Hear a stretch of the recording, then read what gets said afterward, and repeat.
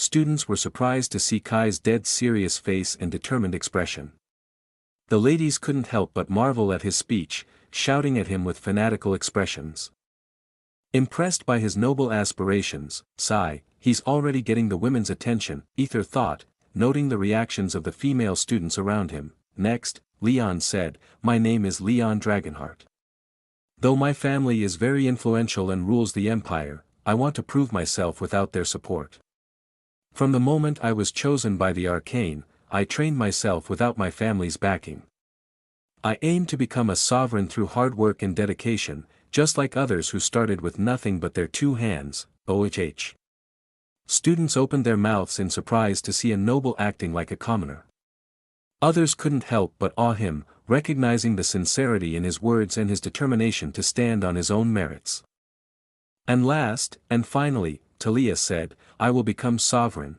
With those words, the entire stadium fell silent, the gravity of her declaration sinking in. Aether couldn't help but ponder the contradiction. Hadn't Princess made it clear that only the chosen could aspire to become a sovereign? The declaration from Talia about aspiring to become a sovereign piqued Aether's interest. Chapter 130, Sovereign Arcanum Academy Part 5, I will become sovereign, Talia said with a straight and serious face. The entire stadium fell into an awkward silence, with many wondering if the first-ranked student understood the basics. PFFTTTT. Ha ha ha ha, Jack Sparrow couldn't contain his laughter. Talia, I think you should understand what it means to be a sovereign. Talia ignored Sparrow's comment, instead addressing the principal directly. I know what I am saying. I don't care whether I am a chosen one or not. I will become sovereign, and one day, I will defeat you. The sovereign, the principal smiled and responded, I truly appreciate it when my students push their limits and challenge the very laws themselves. I'll be waiting, Miss Talia Crimson Claw. Talia smiled confidently at the chosen ones. I will prove that being chosen is nothing but a mere title. Kai and the others didn't react much, knowing it was just a pipe dream. So, the principal is the sovereign? Aether pondered. Scrutinizing the principal intently, now, shall we end this ceremony? The middle-aged man asked, motioning for the 13 students to return to their seats. With this speech, I conclude this ceremony. You will receive your dorm and classroom assignments from the staff waiting outside. If you have any inquiries, please direct them to them. Classes will start tomorrow. Thank you for the wonderful future ahead of you, he concluded, preparing to leave when, oh. I forgot something, the principal said suddenly, her gaze shifting to the 4 latecomers. I really don't like undisciplined students, and as principal, I need to treat everyone equally. Snap, with a single snap of her fingers. Those 4 students disappeared, reappearing on an isolated island far from the academy grounds. A massive screen materialized, capturing everyone's attention. Why don't you show your power as chosen ones so others can understand better, the principal suggested with a smile. Defeat the golden 1-star bear monsters and survive as long as you can. Consider it a test of your abilities and let the others know what you guys are capable of. The group of professors could only sigh, knowing they had much to do before tomorrow, yet their principal was engaging in such activities. The audience grew intrigued, about to witness the true capabilities of the chosen ones. Isn't this suicide? Fighting high-level aptitude monsters. Yeah. Even the tests were a walk in the park compared to this. Do you think they can even scratch that thing? I have faith in Elven Queen Arya. She's bound to handle those monsters effortlessly, absolutely, and Kalen is a born hunter. I bet he'll surprise us all, but what about Jack Sparrow and Nyx Shadowfall? We don't know anything about their specialties, we'll just have to watch and learn. This is what being a chosen one is all about. The buzz of conversation and speculation continued among the students, heightening the suspense in the air. Suddenly, Talia's voice rang out, her annoyance palpable as she challenged the principal. Principal, are you looking down on me? The principal, caught off guard, responded with genuine surprise, What do you mean, dear? I never look down on any of my children, then why are they being pitted against a golden star monster while we faced only silver star ones? Talia's concern was evident in her tone. This is their punishment, Talia, the principal explained calmly, her smile unwavering. Still, I've made my decision. Please, Talia, take your seat, the principal urged, her tone gentle yet firm. Talia grumbled under her breath, clearly unsatisfied with the explanation, before finally complying and sitting down. Dang, this girl has some nerve, Aether thought to himself, impressed by Talia's boldness amidst the unfolding drama. Before refocusing on the video displaying the upcoming challenge, Aether stared at Jack Sparrow for a few seconds, pondering, nah, he looks too young to be that man, and I'm pretty sure I killed him. With a shake of his head, Aether dismissed the idea and refocused on the unfolding battle. Jack Sparrow and Nyx Shadowfall engaged in a fierce fight against the 4 bear monsters without resorting to their arcane cards, showcasing remarkable coordination and skill.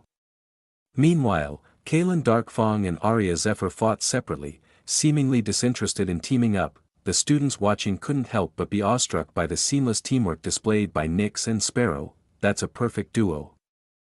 Echoed through the crowd's thoughts. As the battle progressed, Aether observed everything with intense focus, trying to discern the skills and powers of the others. It was during this scrutiny that a sudden event caught his attention. Boom, cough, cough. As the ground shook from the impact, Arya stumbled backwards, coughing as she regained her footing amidst the chaos. Her eyes widened as she took in the sight of the 5 bears closing in on her, their ferocious growls filling the air and their massive forms casting intimidating shadows. That's not going to be easy to overcome, the principal remarked in an amused yet observant tone, her eyes fixed on Arya's struggle against the surrounding monsters. The situation highlighted the importance of teamwork. Had Arya and Kaelin collaborated like the other pair, they might have stood a better chance against the onslaught. However, their separation had left them vulnerable, and the bears were quick to exploit that weakness. While facing the bears individually would have been more manageable, these monsters were cunning enough to coordinate their attacks, making it a challenging battle. Meanwhile, Kaelin found himself with no choice but to summon his arcane card when he realized the direness of his situation. Facing 3 bears at once, Arya, on the other hand, didn't summon her arcane card. Instead, she used her knife to fight the monsters. Her determination was evident in her every move as she faced the daunting challenge without relying on external help. Sigh, she is still stubborn. The principal muttered to herself, exchanging a concerned glance with the middle-aged professor who was watching the screen with a worried expression. Just as the principal was about to intervene and pull Arya out of the dangerous situation, a disruptive voice pierced through the tense atmosphere of the stadium. TSK, what the fuck are they even doing? Fighting? Yuck. They look like children struggling in a fight. Are they even chosen ones? Did Arcane joke around with those jokers? The sharp words echoed through the space, sending ripples of shock through the audience, especially with the final words questioning the integrity of Arcane's choices. The principal, maintaining her composure but clearly taken aback by the audacity of the comment, fixed an inquiring gaze on the speaker. What did you say? I said. Did that Arcane or whatever the hell you're talking about really choose those shitheads? Aether retorted, his annoyance evident as he looked at the principal with indifferent eyes. SSSH. A hushed silence fell over the crowd, the tension palpable as they awaited the principal's response, unsure of how she would react to such disrespect. What the hell is he doing? Kai muttered under his breath, his expression a mix of surprise and apprehension. Princess, too, frowned as she watched Aether's bold move, her thoughts racing with curiosity. Did he get drunk again? She wondered and watched Aether's actions. Ignoring the reactions around him, Aether shifted his attention to his log screen, where a new mission notification had appeared in bold letters. Ding, mission, save and seduce Arya Zephyr. The notification blinked in green very fast, indicating that Arya was in imminent danger. Aether needed to act now even though he didn't know a single thing about that person, but still, he needed to do what he could and even more, he already had something to leave an impression. Chapter 131, Don't die on me, you again. Who is your master, child? The principal asked with a visible frown, her tone carrying a mix of authority and curiosity. Kai was about to stand up and apologize for his servant's misconduct, but before he could speak, Aquilina intervened. Kai, I will take care of it. I said I trained him, right? So, it's my responsibility to handle this, Aquilina whispered in Kai's ear, her voice gentle yet firm. Kai's face suddenly turned red as he looked at Aquilina. He was embarrassed when her breath tickled his neck. Then he said, But he is my slave, and it's my responsibility. Aquilina silenced him by placing a finger on his lips. Her eyes reassuring. What is yours is mine, and what is mine is yours. So don't worry. Kai's face turned even more red as he nodded silently, trusting Aquilina's judgment, and allowed her to take charge of the situation. Aquilina understood Aether's intentions.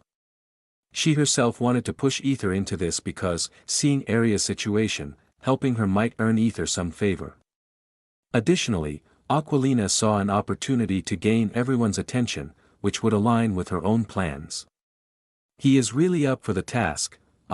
She thought to herself, forgive him for his rudeness, Principal. Aquilina stood up gracefully from her seat and bowed slightly, a gesture of respect. I am his master, Aquilina. Principal regarded Aquilina with a scrutinizing gaze. This is not about rudeness, child.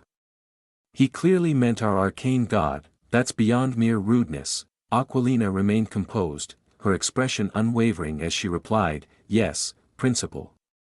I acknowledge that what he said was beyond rude and cannot be forgiven, especially for disrespecting the arcane god.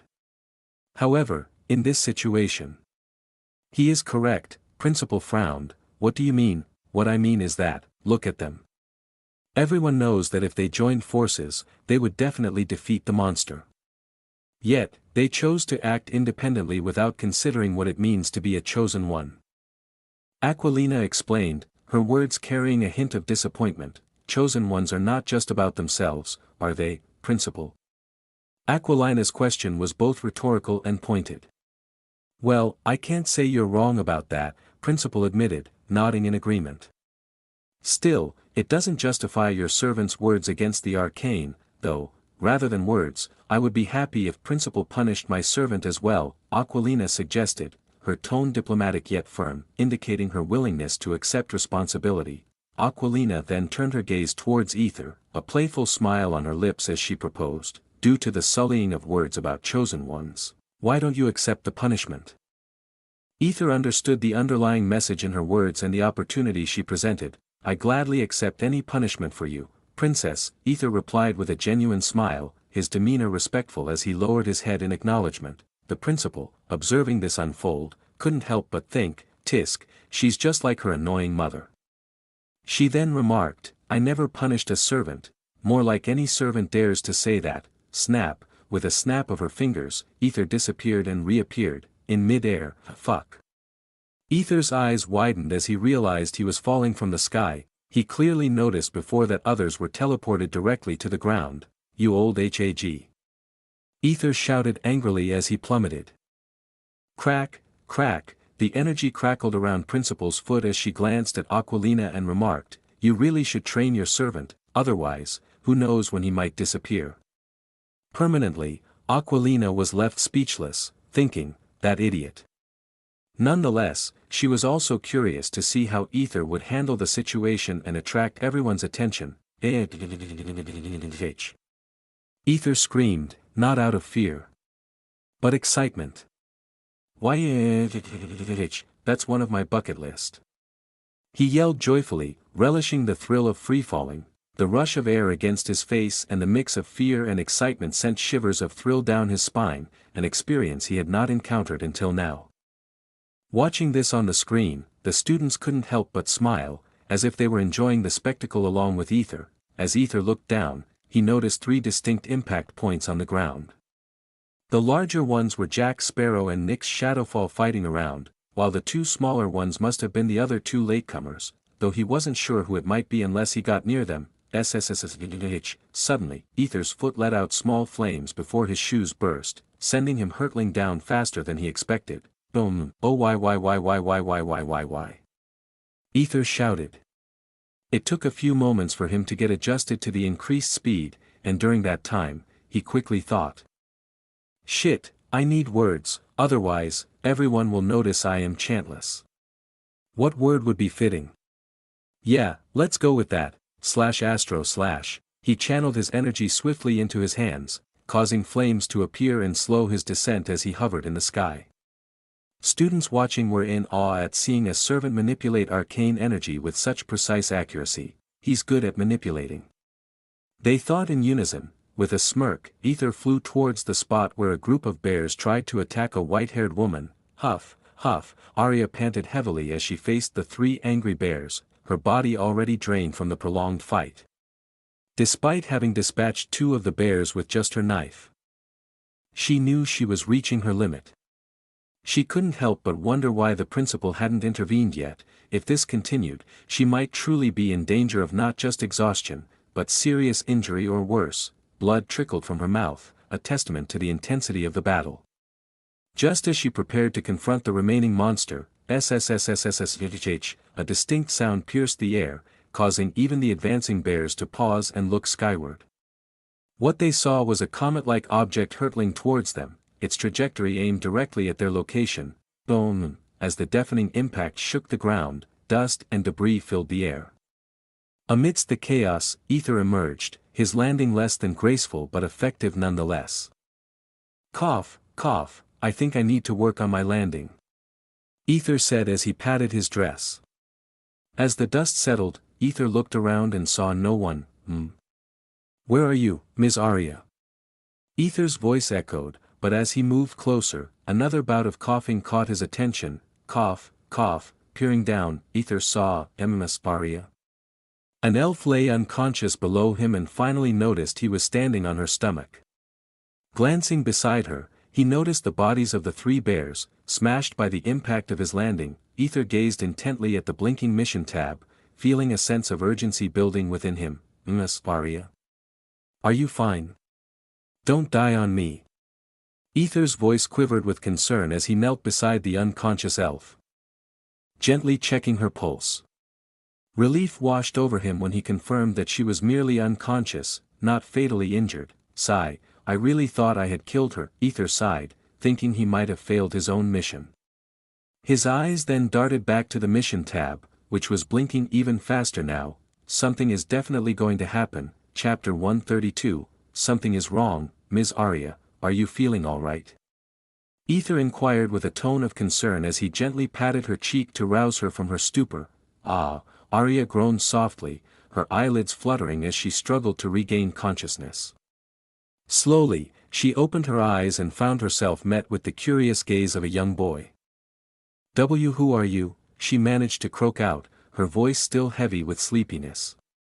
My name is Aether, he introduced himself with a polite nod. Arya nodded slowly, her mind gradually piecing together the events leading up to her awakening. Wait. I remember now. Something fell from the sky, she exclaimed, her eyes darting around the scene, only to find the monstrous bears smashed and scattered. Turning back to Aether, she searched his face for confirmation. Did you do this? Aether hesitated briefly before nodding. Yes, he admitted, his expression solemn. Thank you, Arya murmured gratefully, attempting to push herself up. However, the moment she shifted, a sharp pain shot through her side, causing her to gasp and clutch at her ribs. Ah! It hurts. My ribs, they're broken, she managed to choke out, her voice strained with agony. Aether averted his eyes. He could not possibly say he was the one who stepped on her and broke her ribs. Instead, he masked his turmoil with a facade of concern. You need to get help. If you're hurt, staying here isn't an option. Why are you even here? Arya's voice trembled, a mixture of confusion and curiosity evident in her eyes. Aether replied with a resigned tone, it's just a punishment. In reality, he wanted to utter those cheeky lines like, I came to save you, but he felt it was way too close for strangers. And he could not possibly say those in front while everyone was watching. Arya nodded in understanding, contemplating that he might be in a situation similar to theirs, caught in the wrath of the principal's anger. Roar! The deafening sound echoed through the forest as the trees nearest to them were violently torn apart. Arya and Aether turned their attention towards the commotion, their eyes widening as they caught sight of a gigantic wolf with ebony fur and yellow slits for eyes, charging towards them with urgency. What in the? Aether's surprise was palpable as he tried to make sense of the sudden chaos unfolding before him. Before they could react, the wolf swiftly dashed past them, leaving a trail of disruption in its wake. Kalen, in his wolf form, Aria's brow furrowed in recognition, her mind racing to comprehend the situation. Aether's astonishment mirrored Aria's as he processed this revelation. So he can literally transform into a wolf. OMG. A rush of amazement and disbelief washed over him, however, his jubilation quickly turned to concern when he felt the ground tremble beneath his feet, signaling an impending threat. We need to run, Aria urged urgently, her voice tinged with fear as the sound of approaching bears echoed through the forest. Aether also felt those vibrations, weighing his options carefully. Now faced with a crucial decision. He pondered his next move: either play the role of a brave hero who wouldn't abandon a damsel in distress, or opt for a more strategic retreat. Or, he could surprise everyone with yet another unexpected maneuver. Hee. An uncanny smile leaked from his mouth. Timmy and Kai couldn't help but flinch hearing that. Can you walk, Ms. Aria? Aether's voice was calm yet decisive. Why yes, I can, Aria replied with determination, pushing through the pain as she struggled to stand, her hand still firmly pressed against her injured ribs. Then walk away. What about you? Aria's brow furrowed. She still wondered why Principal hadn't pulled them out. I will handle them. Aether assured her, his eyes narrowing as he focused on the 6 dark brown bears now charging toward them. Aria looked at Aether even though she didn't know who he was, but he saved her, so at least she would support him. I can sue, tisk. Aether clicked his tongue and looked at Aria with disdain. Let me make this clear. I am here to prove to everyone that you were all worthless before, our Princess Aquilina Nyadya and Kai Frostblade. Aria frowned upon hearing that, her confusion growing. Kai, witnessing this exchange, was taken aback but couldn't help but smile inwardly, thinking that perhaps the princess's training was working exceptionally well in shaping Aether's behavior. Aquilina's eyes widened in disbelief and irritation. What the hell? Shouldn't he be trying to save her with some cheeky lines, like in the books? Tisk, you are wasting a chance, Aether.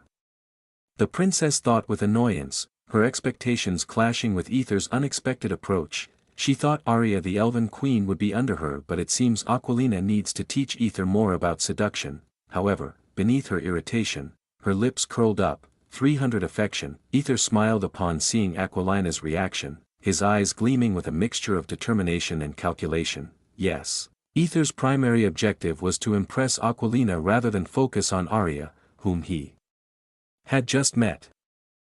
What did he know about Aria? Absolutely nothing. He didn't know a single thing about Aria. Unlike last time, he needed to study his target, otherwise, he would surely fail.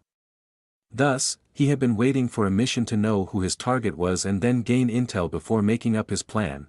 However, he never expected save and seduce to come into play, so he was left with no choice but to take matters into his own hands immediately. He clearly did not intend to seduce Aria in the first place. All he wanted was to save her first and score Aquilina's heart as much as possible. Using this chance, he might be able to boost her ego before everyone, as Aether strode confidently towards the dark brown bears. His mind raced with possibilities.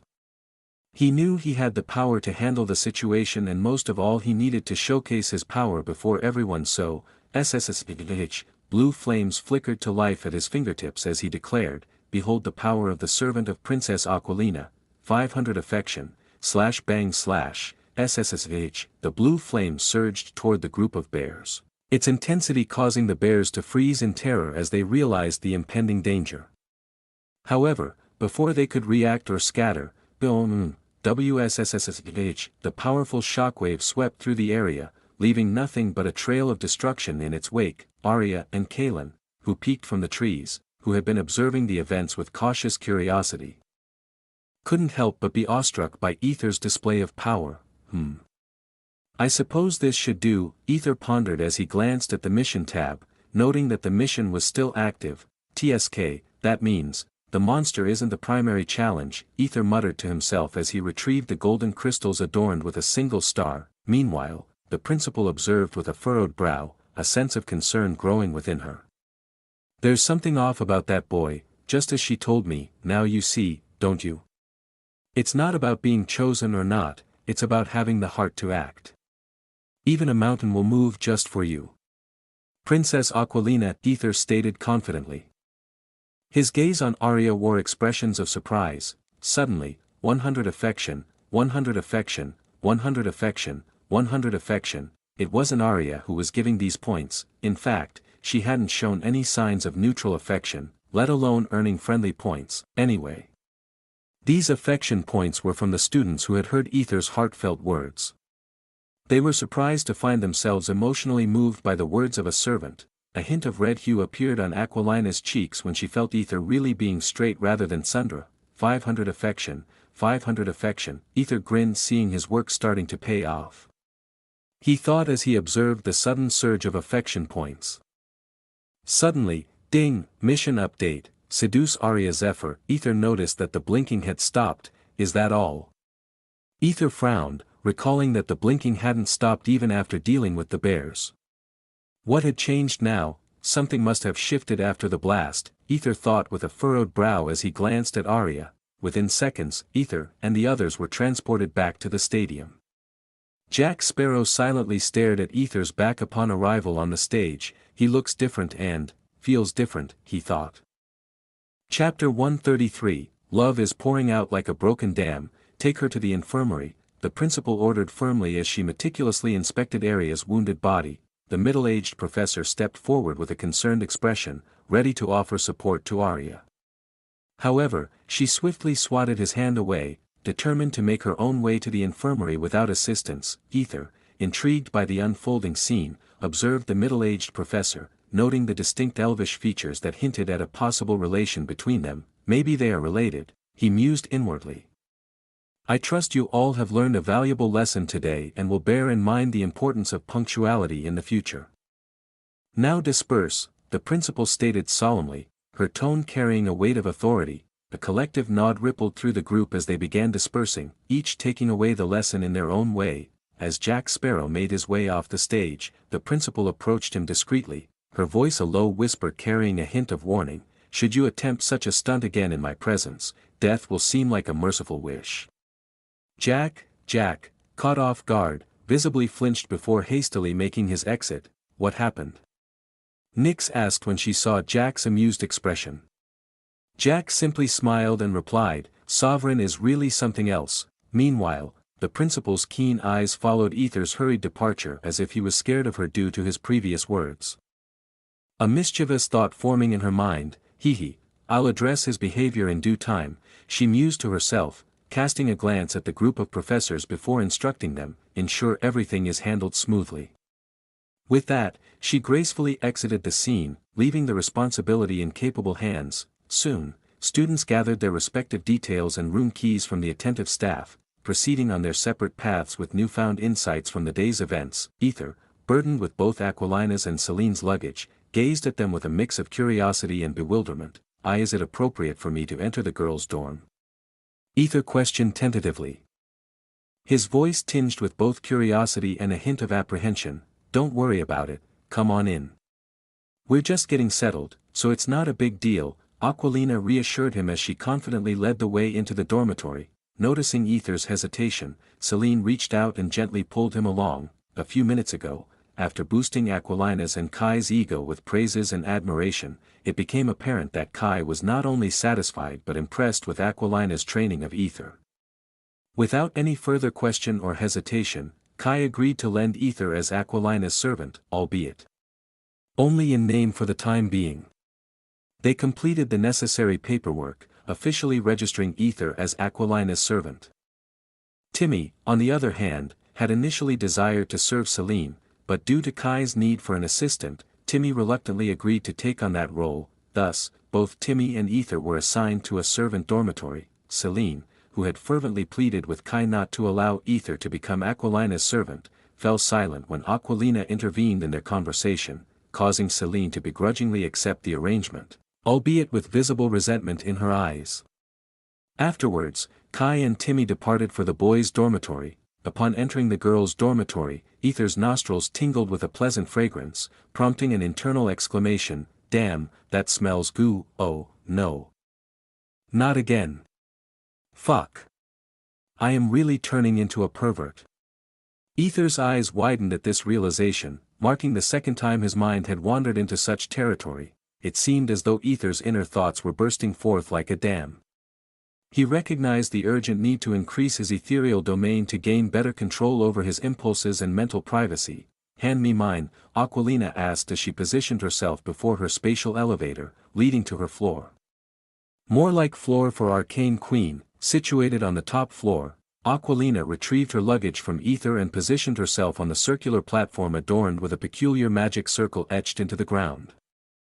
"After you've settled her room, come to room number 3, Aquilina instructed before disappearing. "That's like a smaller version of teleportation," Celine remarked as she observed Aether's surprised expression upon witnessing the magic. "Yes, quite fascinating," Aether acknowledged, his curiosity piqued.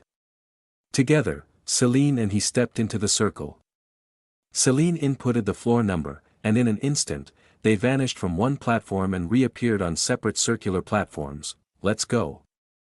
"Mine is room number 9, Celine announced as she seized her luggage from Aether's grasp, urging him to follow. Utilizing the access card provided by the staff, Celine unlocked her room, which was nothing short of grandeur.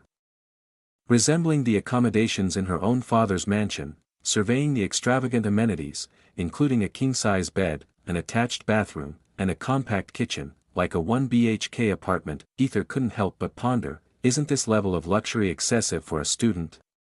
Nevertheless, he assisted Celine in organizing her belongings as they settled into the lavish surroundings.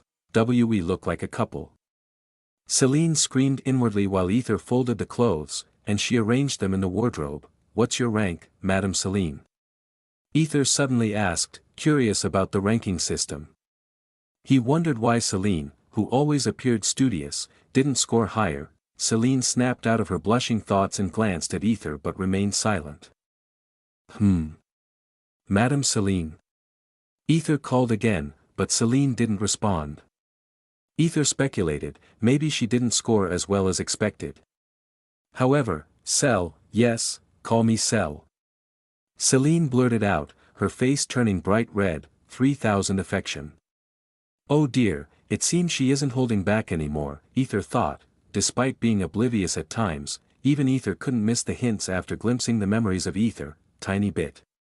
The growing affection points only added to his understanding of the situation. Aether bit his lip, as much as he wanted to survive at any cost. Looking at her red face that was evident with maiden-struck love, he felt little disgust about himself. "Sigh, I'm still half-ass about everything," Aether lamented silently, feeling a tinge of guilt. "Cell, yes." Celine's happiness was palpable as she jumped slightly, her face lighting up with joy. She giggled and said, "Hee, I ranked 4th. You know, 4th.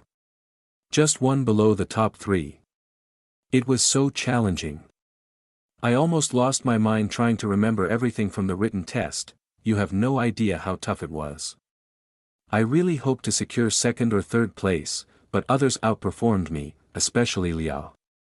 She must have put in a lot of effort, and also, she continued talking like a little lovable girl, sharing her academic struggles like a girlfriend sharing her day with her boyfriend." Ha! Aether shook his head in amusement as he remembered his ex behaving similarly. In situations like this, all you needed to do was listen, nothing more, nothing less, just listen. As Celine continued to talk, Aether wanted to ask what Aquilina had said to make Celine accept Aether as Aquilina's servant, but, she really talks a lot. Aether thought, a small smile playing on his lips. Absent-mindedly, his hand brushed against something incredibly soft. Startled, he looked down, his eyes widening as he muttered, "Pink." Those 2 words were enough to halt Celine's chatter. She turned to him with a horrified expression, realizing he had accidentally touched her innerwear. "Don't look!"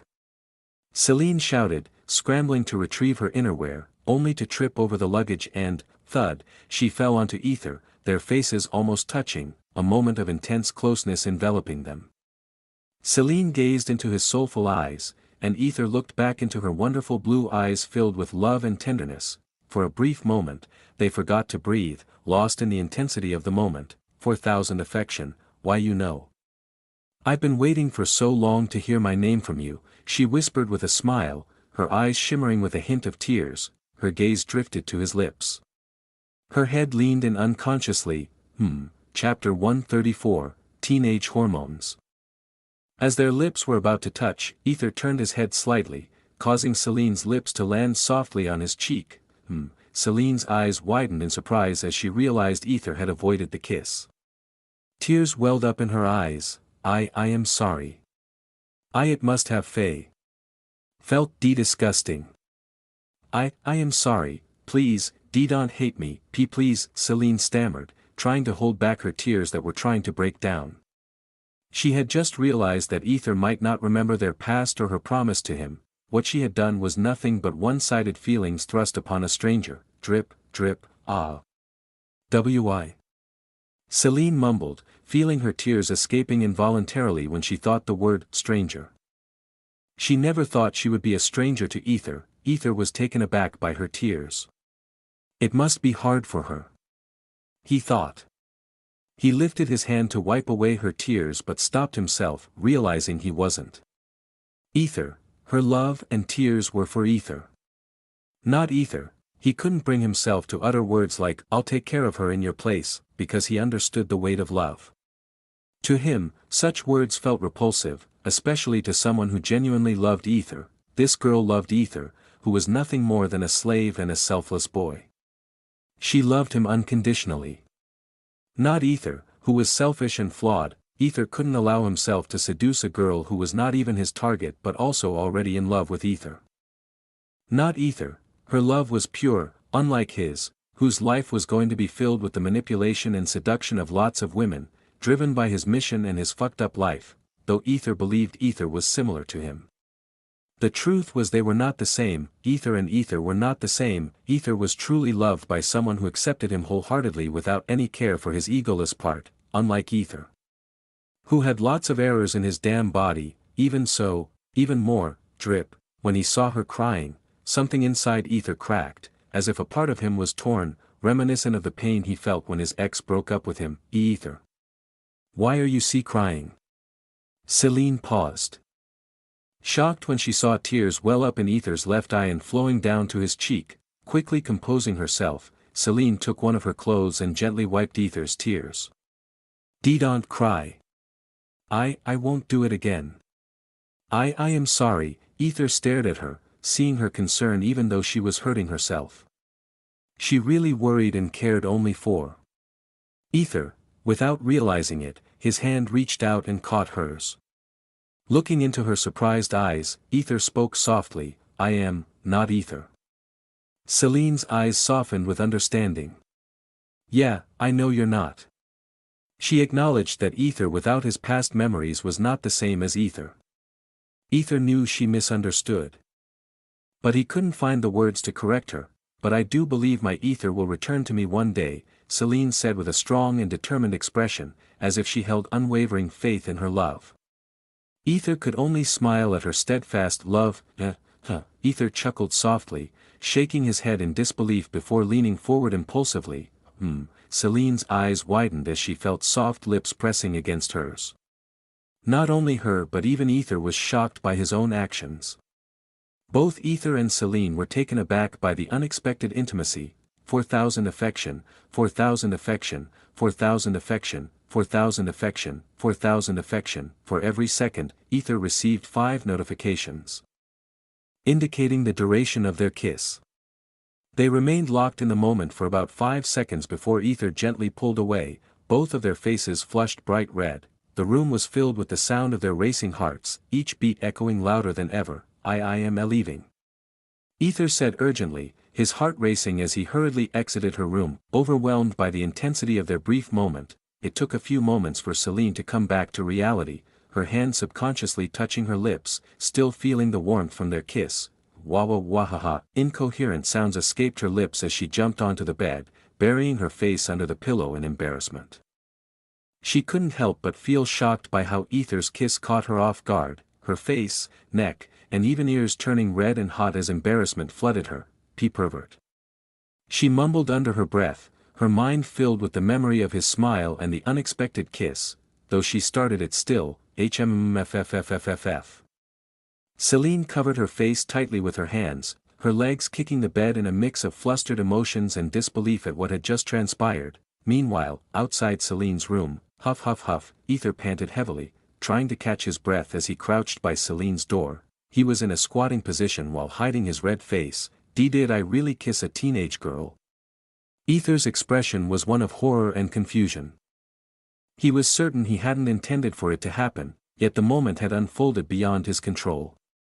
When he saw her vulnerable and sad two-side, he felt he would regret something if he didn't comfort her now. Is this what Aether's feeling? Aether questioned himself, his mind racing with thoughts of identity and emotions. I need to investigate this, but how? Are these feelings truly Aether's or mine?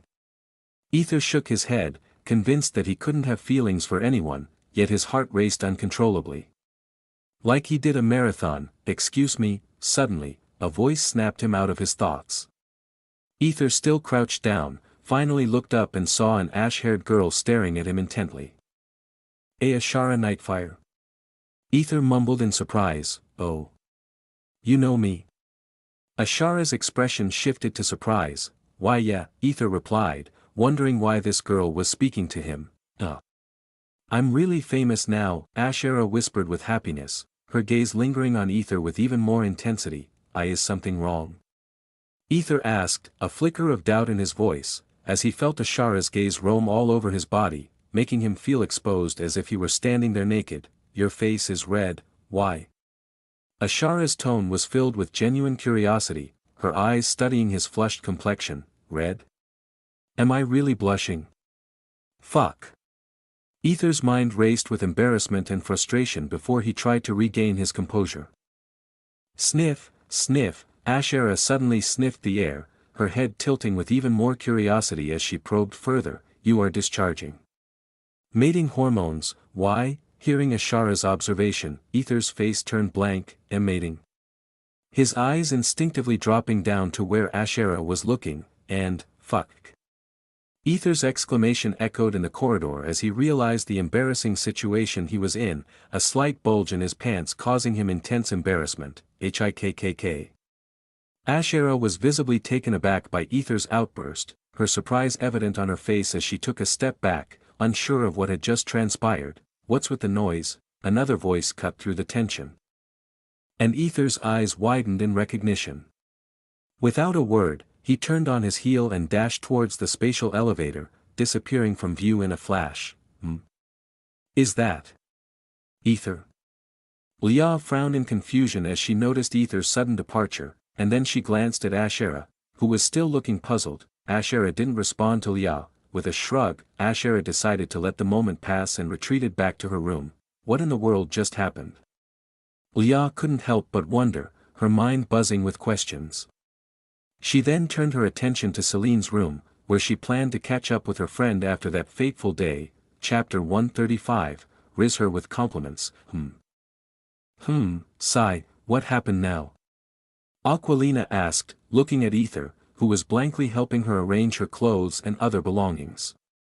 Her eyes narrowed as she noticed his absent-mindedness. Aether snapped out of his daze and looked at Aquilina. Nothing, just lost in thought, he replied, trying to refocus on the task at hand. Aquilina nodded, though she seemed unconvinced. After a moment, she frowned and asked, anyway, why didn't you use that chance to riz that woman? Just didn't know anything about her, Aether replied with a serious face, his expression indicating he was deeply considering his actions. Aquilina understood that Aether couldn't just go and seduce someone without understanding their behavior. Likes, dislikes, past, and a lot more. Unfortunately, Aquilina didn't have that information on hand. Okay, give me a week. I'll collect their data, Aquilina said with a determined look. Aether was surprised. Did I just get a powerful spy, he thought. It kind of looked like Aquilina was working for him, not the other way around. Curious, Aether asked, will the data include you? Aquilina paused, her expression shifting to a deadpan stare.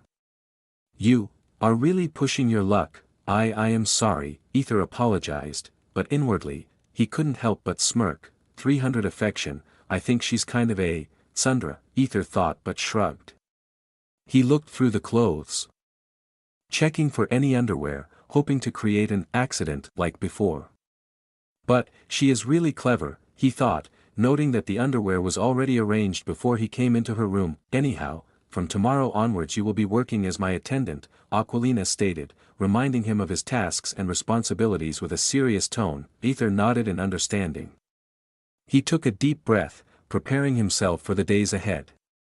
After that, Aquilina asked with an amused face, "So, are you fine with the other arcane queens?" "Pardon, I asked if they have what you like." Aether's face turned shy, a faint blush spreading across his cheeks. He was just acting, TSK. Aquilina clicked her tongue, seeing Aether's shy face. "Don't do anything stupid. Follow my lead, and you will eventually have everyone in your hands." Aether still shyly nodded. He was still acting, Tisk. Aquilina got annoyed seeing his shy face. "Could you tell me what you talked about with Madame Celine?" Aether asked, his eyes filled with curiosity. Aquilina smirked and said, "I told her I will give you to her any time she wants." Unlike her brother, Aether's face showed shock. Just a few moments ago, he had almost lost control when he was with Celine, and now. Aether could only imagine what might happen next. Aquilina giggled, observing Aether's shocked expression, thinking, he might not be interested in her. It's getting interesting. Soon after, Aether was stepping out of the girls' dormitory. He looked up and saw the sky was still bright. He approached a staff member who was cleaning the floor and asked, "Miss, could you tell me the directions to the infirmary?" After getting the directions, Aether walked to the infirmary, unaware that something was following him. Upon seeing the infirmary sign on the wall, Aether thought it looked exactly like the ones in his school. Entering the room, which resembled an old hospital structure where patients were cared for, he was greeted by an old woman with a warm and gentle smile. "Is there something you need?" "Young man?" she asked. "Yes, madam. I would like to know where Ms. Aria Zephyr is." Aether asked, returning her warm and gentle smile. The old lady was about to reply, but a voice chimed in, "What do you need from me?" Turning back, Aether saw a white-haired elf lying on a bed. He then looked at the old woman and asked for permission to speak with Aria. The old woman glanced at Aria, who nodded her consent. "How are you?" Aether asked, stepping closer to her bed. "I am fine, thank you," Aria said with a slight pause. "Do you need any help?" Aether asked, maintaining his gentle smile, trying to appear as genuine as possible. Aria frowned and asked directly, "What do you want?" Aether knew she was on guard. He, too, was cautious around strangers who acted overly familiar. He didn't intend to seduce her immediately, he just wanted to raise his likability and perhaps earn her trust. "I just want to help you," Aether said sincerely. "I don't need it," Aria responded flatly, her expression unchanging. "She's a tough nut to crack," Aether thought, realizing he needed a different approach to get through to her. He needed a topic to capture her interest, so he said, "You know, I was really surprised when I saw you fight against the 5 bear monsters. Your skills were impressive." Aria frowned, her curiosity piqued. She wondered what this boy wanted from her and why he was complimenting her now. "I mean, look at you. Even though you were surrounded by those monsters, with just your knife, you managed to kill 2 golden 1-star monsters. That was incredible." Aria smiled slightly at his praise but then frowned, recalling his earlier words. "Hey, didn't you say before, I am here to prove to everyone that you were all worthless or something like that?" Aether didn't get flustered, he maintained his smile and said, "Yes, I did say that." Aria's frown deepened. "Then why are you praising me now?" "Because I followed my master's orders before. She wanted me to say those words," Aether replied, smiling while thinking, "Yeah, let's put all the blame on Aquilina. He wasn't entirely wrong about it. Right, master?" Aria finally noticed Aether's dress code and realized he was just a servant. Even though Aether had mentioned it before, she hadn't heard much due to her pain and the chaos around her. She nodded in understanding and asked, "So what does your master want now?" She wondered what her master was up to. Aether shook his head, "Nothing at the moment. I just felt bad for looking down on you earlier instead of helping you," he said, his face turning a little shy, making his previous bravado seem almost comical. Aria tilted her head, a small smile appearing on her face as she saw the boy acting shy in front of her. It was a stark contrast to his earlier demeanor. I mean, when I saw you fighting without anyone's support or even using your powers, just purely relying on your physical skills, I was in awe. I have no words to describe how impressive that was, Aether said, his eyes sparkling with genuine admiration. Oh. Thank you. Aria's cheeks turned slightly red as she felt embarrassed by the sincere compliment. 1 affection, ding, survival rate, 7.5%, the determination on your face, those fierce eyes coated in the blood. Damn, I literally felt goosebumps. Aether continued to praise her, his enthusiasm unflagging. It's fine. There is no need to compliment me so much, Aria said, her cheeks burning brightly. She never thought she would receive so many compliments from a boy, especially one she had just met. 1 affection, Aether smiled inwardly. I suppose I can keep this up. He thought and was about to continue with more praise when, Queen Aria, your husband is here, the old woman stated, interrupting the moment. Husband? Aether suddenly flinched upon hearing that and looked at the newcomer. Hello. I am her husband. A middle-aged man waved at Aether with a small smile, but it was definitely not a friendly smile directed at Aether. Chapter 136, his dark side again and again coming out, she-male. Aether blurted out, looking at the middle-aged man with long elf ears and flowing white hair that cascaded down to his hips, making him resemble a woman. Pardon? The middle-aged man frowned, puzzled by Aether's strange comment. Nothing. You're the professor, right? Aether hastily redirected the conversation, inwardly berating himself. Damn, Aether. Can't you just shut the fuck up? The man furrowed his brow for a moment before nodding with a smile and introducing himself. Yes, I am the professor who welcomed you all in the entrance ceremony. My name is Alaric Zephyr, also known as the Emperor of Ariones Zephyra. Oh. Aether's mouth formed a wide O as he glanced at Aria, who simply looked away. Fuck you, log. I know I asked for a mature woman, but at least give me someone unmarried. This time you really chose a VIP MIL, married woman. She's the fucking queen of Ariones Zephyra. Did you finally acknowledge my kink? Fuck.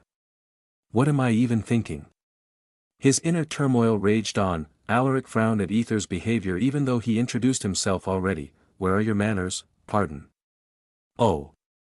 Sorry, my name. Aether furrowed his brow, and then was just about to reply when, Alaric didn't respond verbally. Instead, he simply gazed at Aether, causing Aether's legs to tremble as if he were being weighed down by an immense force. Kneel, Alaric commanded, and Aether was forced to kneel when the pressure almost crushed his body, unable to resist the overwhelming pressure exerted by Alaric's presence. Aether couldn't even lift his eyelids. Ignoring Aether, Alaric turned his attention to Aria, who spoke with disdain. Are you trying to show off in front of a child? That's utterly disgusting. Stop that, Alaric sighed and explained. I am not on duty at the moment as professor. I am the emperor, and I was merely reminding him of my authority. Nothing more. I see. Aria responded, her expression blank. Yes, unlike you, I need to maintain a certain image. Otherwise, everyone would think the rulers of Ariones Zephyr were pushovers, Alaric remarked seriously. Aria shook her head in disbelief. Stop that. She gestured towards Aether, who was still forced to kneel. I will, but first, tell me what you were discussing earlier. Do you know him? How long have you known him? You smile a lot for him. And, you seem to be blushing quite a lot, Alaric inquired, his tone tinged with annoyance, anger, and a hint of jealousy. Are you serious? Aria couldn't help but be shocked by Alaric's visible jealousy towards Aether, who had simply been offering her nothing more than compliments. Are you really jealous of him? He's just a child compared to me. Seriously.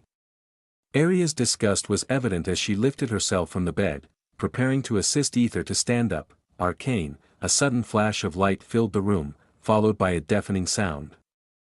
SLAM, ding, 7 charm, 20, 10 intelligence, 20, ding, you have leveled up, level 3, ding, congratulations on leveling up, reward, 10,000 affection points, remaining AP, 37,374, ding, 10 strength, 30, remaining AP, 27374, oh, motherfucker. Are you looking down on me? When Arya regained her vision, she witnessed Aether gripping Alaric's neck, slamming him against the wall. Aether's pupils flickered with a dark, void-like color. He stared blankly into Alaric's silver eyes. Aether didn't summon his arcane card just to unleash his dark side, he did it to ensure he wouldn't show mercy before a woman. Actually, he was a little soft before the woman because of his ex who would always be worried and fearful when he got into a fight. That's why even when he was surrounded by Blake and his group he didn't fully fight because of Stella. He always thinks of running away. Most of all, in his current state, Aether was mostly concerned about maintaining his affection points with Arya, but his pride really hurt now. Even though he had been forced to kneel before, those instances were when he was fully under their control. And he was still under them, so he had to kneel. However, before this man. Who was this man to him? A fucking nobody. To Aether, kneeling before Alaric fueled Aether's anger to the point where he cared little about Arya's affection. He needed to reclaim his pride. His dark side was the only answer, willing to go to any lengths to achieve what he wanted. While Alaric was surprised to see a mere servant withstand his pressure, he remembered Aether's ability to blast high-level monsters with a single spell. Surprising. Alaric mumbled, not truly taken aback, as he was far stronger than Aether. Suddenly, Aether chuckled, hee, surprising, right? You motherfucker, 10 intelligence, 30, 10 magic affinity, 30, a wave of information flooded Aether's mind, yet unlike before, he felt no pain. Instead, he. The influx of information brought him joy, SSSSSS. Alaric's eyes widened as he felt Aether attempting to pressure him with arcane energy. When did he learn? Pressuring someone with arcane energy requires a wealth of information to process and precise control over arcane energy. Even a mere glance was enough to pressure the weak, yet Aether's increased magic affinity was sufficient to shock and awe Alaric. Is he really just a servant? Alaric wondered, but he quickly shook off the thought. He couldn't afford to show weakness before his wife. With a smirk, Alaric unleashed half of his maximum potential.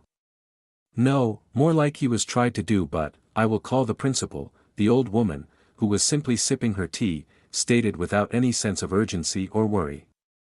Hearing the mention of the principal, Alaric instantly calmed himself, but before he could react further, Aether interjected with an amused smile, what are you scared of, an old hag? Alaric's lips twitched in irritation, poised to teach Aether a lesson when the old woman intervened once more. Young man, you need to calm down too, she gently admonished. I won't. He's the one who started this.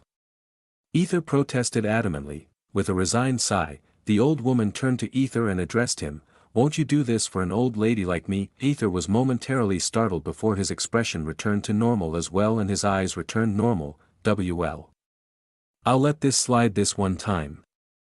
He conceded with a shrug. As much as he wanted to act like a delinquent, Aether had a soft spot for elderly people. After letting off Alaric, who was about to issue some warnings to some kind of villain when the old woman simply shooed him away like a dog.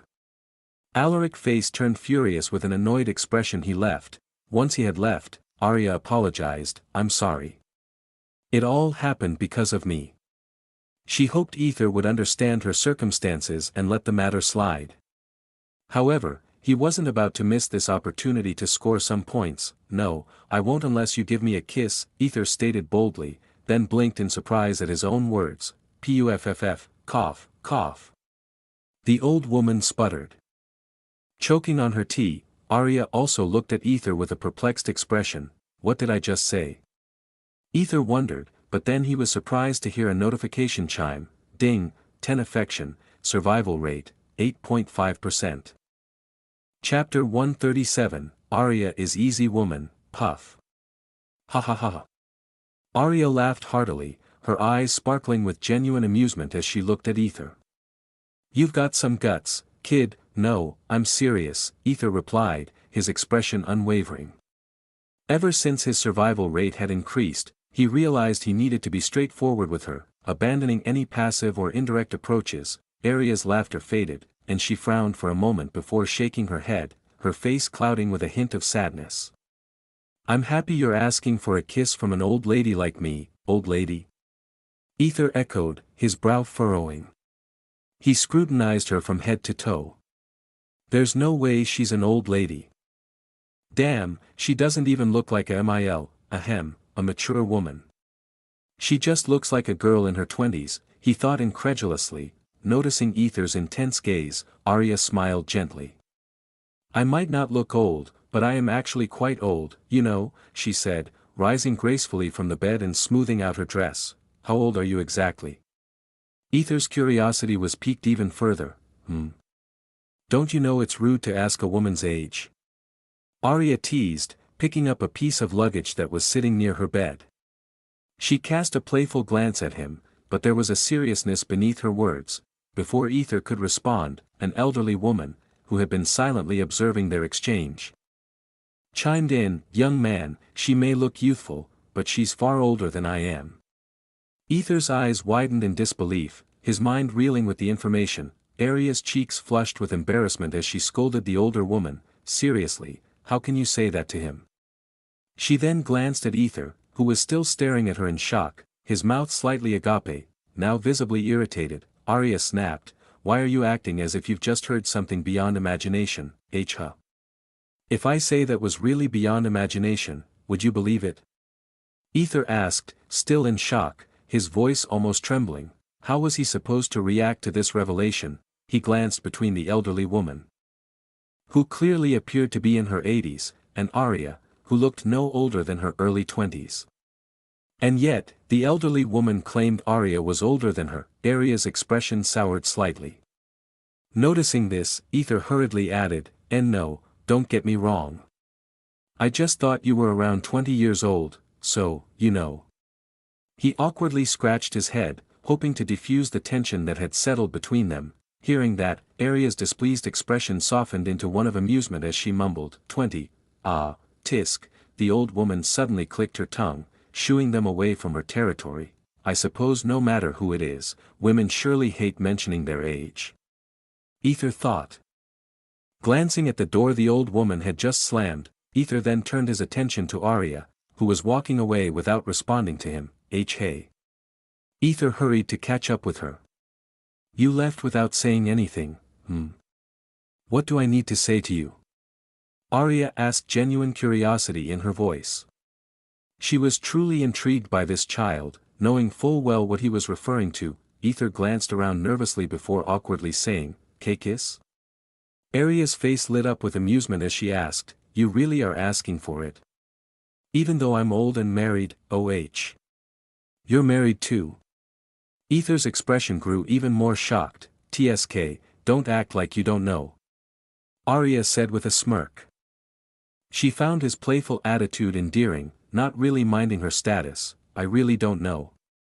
Aether's eyes looked wide and innocent as if he genuinely had no idea she was married.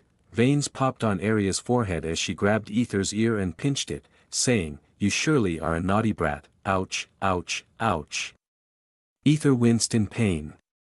Though not sincerely, I'm sorry, miss. Please, don't hurt this pitiful child. Aether pleaded, his tone dramatically pitiful. PFF, ha ha ha. Arya couldn't help but laugh at Aether's fake acting. She never thought she would encounter a child like him. To her, he seemed like a little boy acting out, completely contrasting his previous demeanor when he had saved her. Aether then asked, can I help you, as he tried to take her luggage from her hand, but Arya purposely refused. Please, I am the one who broke your ribs, so at least give me this chance to make amends, Aether said with a serious and sorrowful expression. Arya hesitated for a second, but seeing his sincere expression, she could only nod and hand over her luggage. But then, broke my ribs, she echoed, thinking, yeah, I didn't break my ribs until he arrived. She frowned as her eyes widened in realization. She looked at Aether, who was now running away as if he had been caught. You damn brat, she shouted, a smile spreading across her face as she followed him. 10 affection. There was no hint of her regal status or even of being a married woman.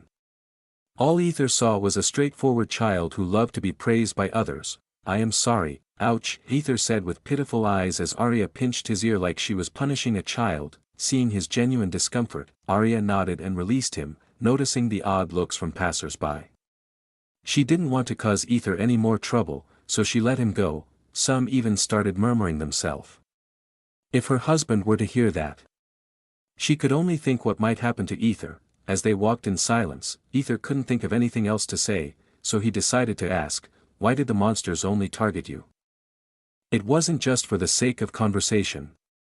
Well, maybe a little, but he had noticed that she was the only one surrounded by the monsters.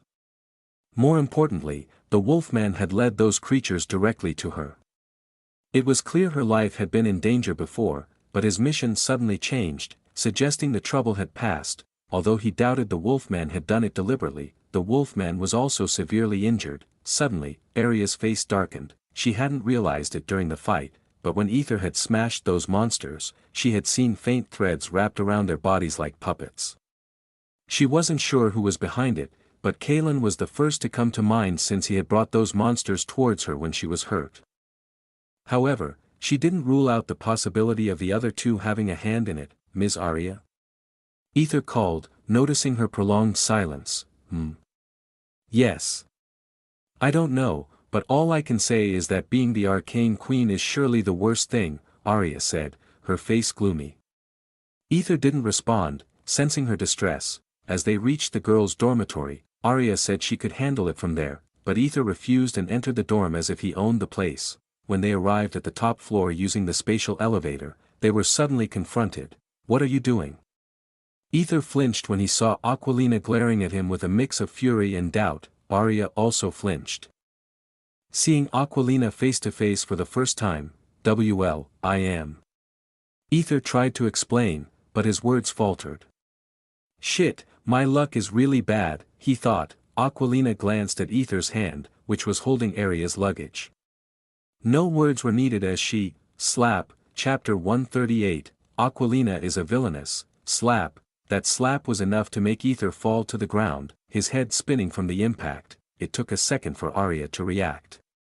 What the," she exclaimed, just about to help Aether when, "Mrs. Arya Zephyr," Aquilina said, her voice cold and indifferent. "Why yes?" Arya flinched, looking up at Aquilina. "Mind telling me why my servant is holding your luggage?" Aquilina asked. Her tone dripping with disdain. "Well, he was trying to help me," Arya stammered. "Helping, ah," Aquilina nodded as she crouched down, her gaze piercing into Aether. "So, you're licking another's foot now, hey, what are," Arya began, but Aquilina cut her off with a steely glare. "He is my servant. Do you have any problem with that?" Arya halted her words, her eyes dropping in defeat. Aquilina nodded, satisfied, and turned back to Aether. "Now," she said, grabbing Aether's hair roughly, "are you licking another's foot now?" "No, madam." Aether replied, his voice trembling as he avoided her gaze. "Then why?" Aquilina asked, slamming Aether's head onto the ground with brutal force. Boom, "Are you holding," boom, "her luggage," boom, drip, drip, blood flowed from Aether's head, his eyes becoming hazy and unfocused. Seeing this brutality, Arya couldn't help but reach out and grip Aquilina's hand, trying to stop her. Is something wrong?" Aquilina asked with a frown, looking at Arya's hand gripping hers. Arya just stared at Aquilina. "Is something wrong?" Aquilina asked again, her tone more threatening. "Don't you think this is too much?" Arya asked, her grip tightening on Aquilina's hand, her voice trembling with suppressed rage. Aquilina smirked, sensing Arya's anger and frustration. "Too much? Come on now. He is my servant.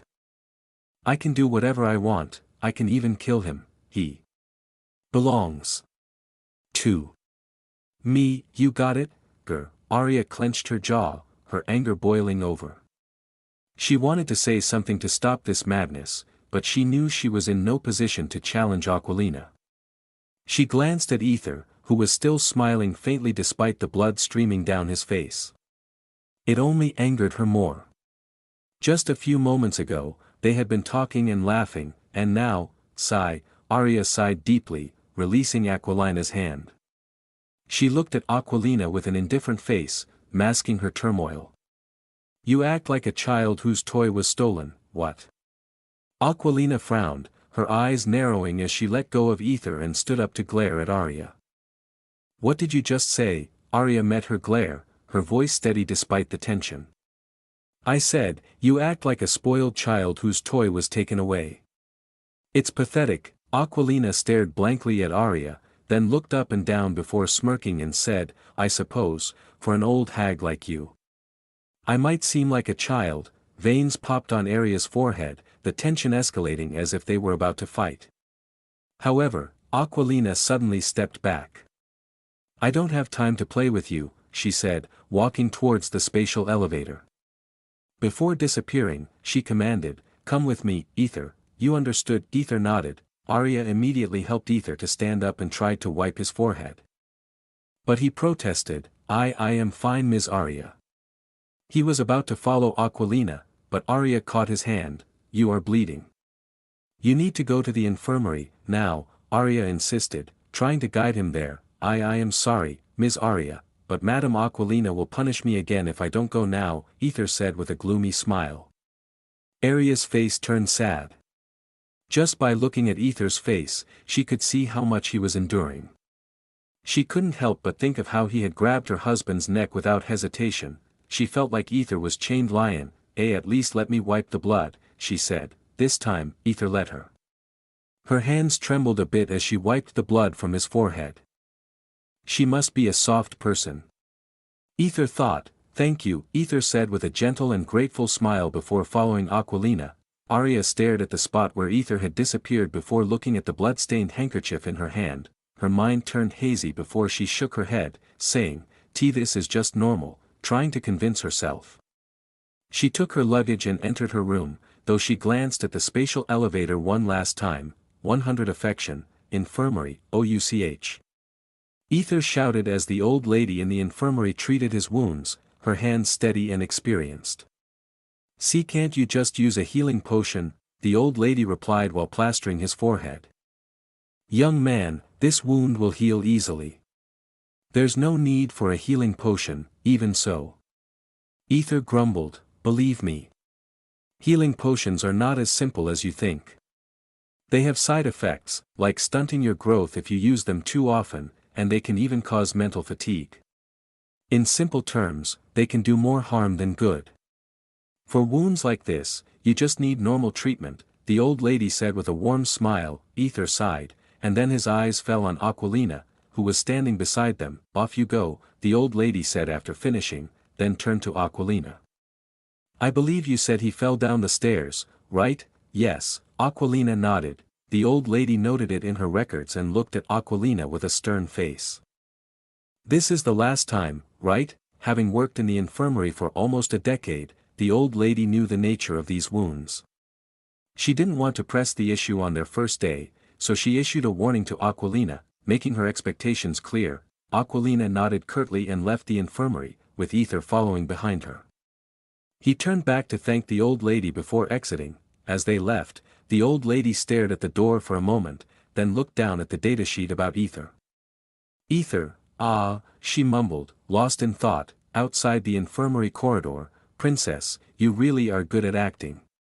Aether said with a smile, trying to lighten the mood as they walked down the corridor. Oh. Am I?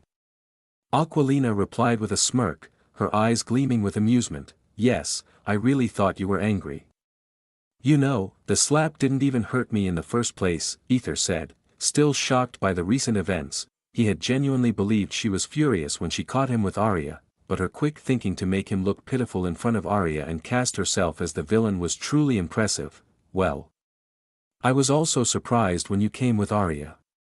You really know how to make a move on women, Aquilina said with a smile.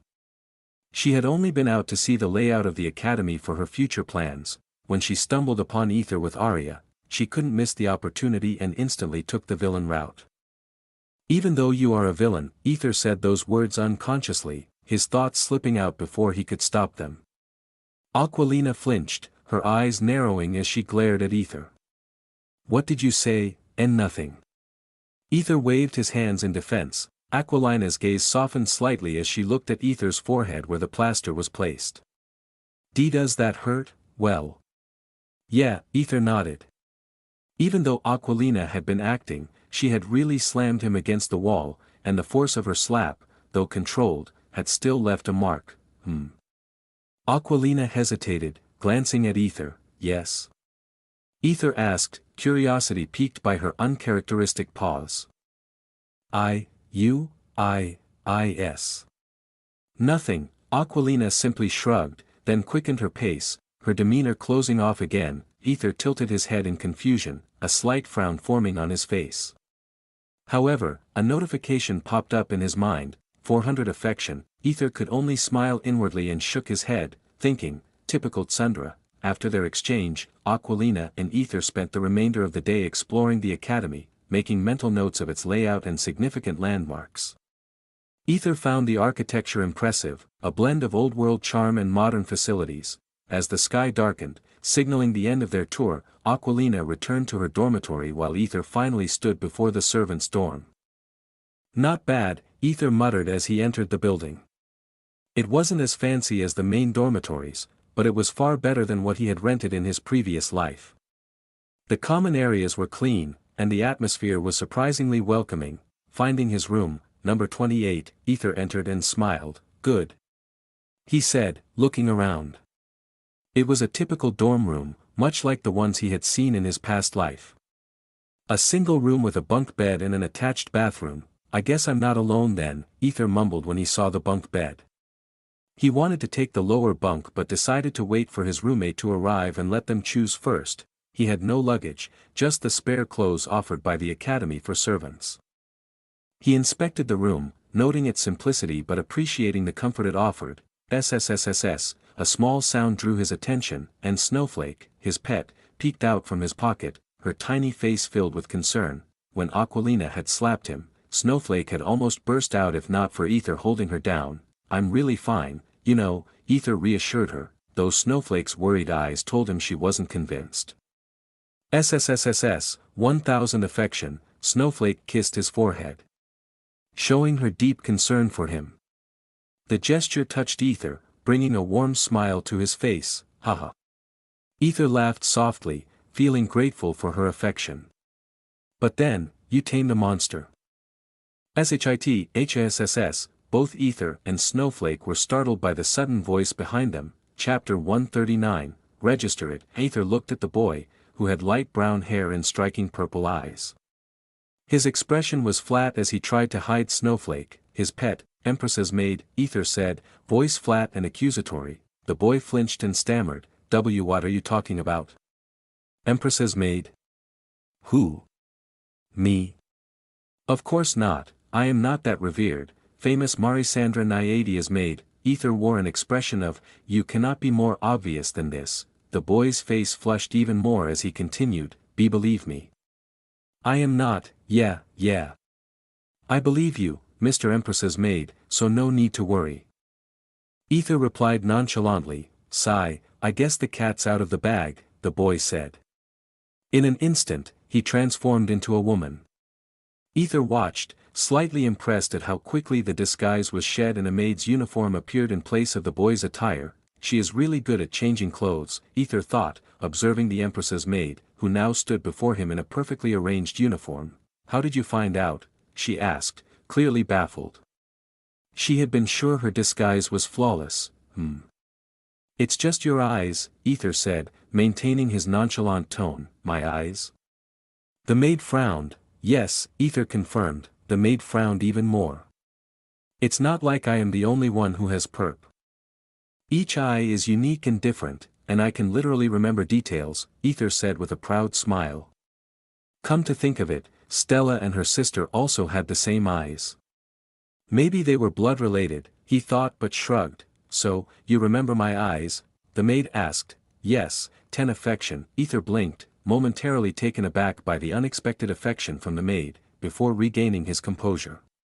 He refocused his attention and inquired, why are you here? The maid hesitated, considering her response carefully before answering, actually, it's my duty to support the princess. However, she rejected me, claiming she chose you.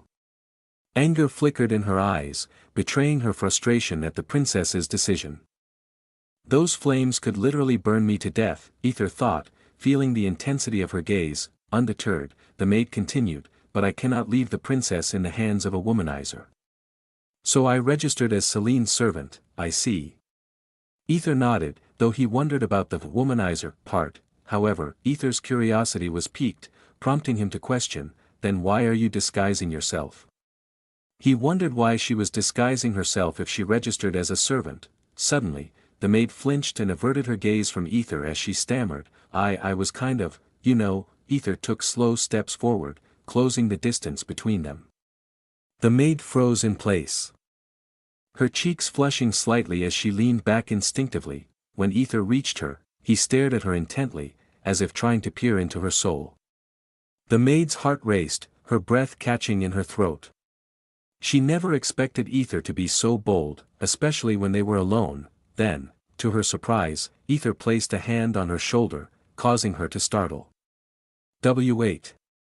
What are you doing?" she exclaimed, her voice betraying her nerves. The maid was taken aback by Aether's sudden forwardness. She knew she had to put a stop to any advances from this womanizer, especially interacting with her princess, otherwise princess would be suffering just like how Empress suffering now. In truth, the servant assigned to the princess was someone else entirely.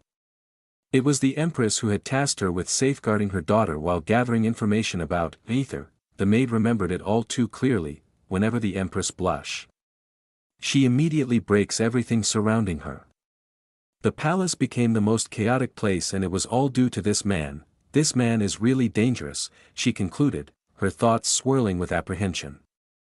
Throughout the day, she had observed Aether closely, noting how he seemed to effortlessly forge connections with Queen Arya and even Ashera Nightfire, albeit with few words. It was clear to her that he wielded a dangerous charm. I know. Aether's calm voice broke through her thoughts, causing her to startle. Why, you know?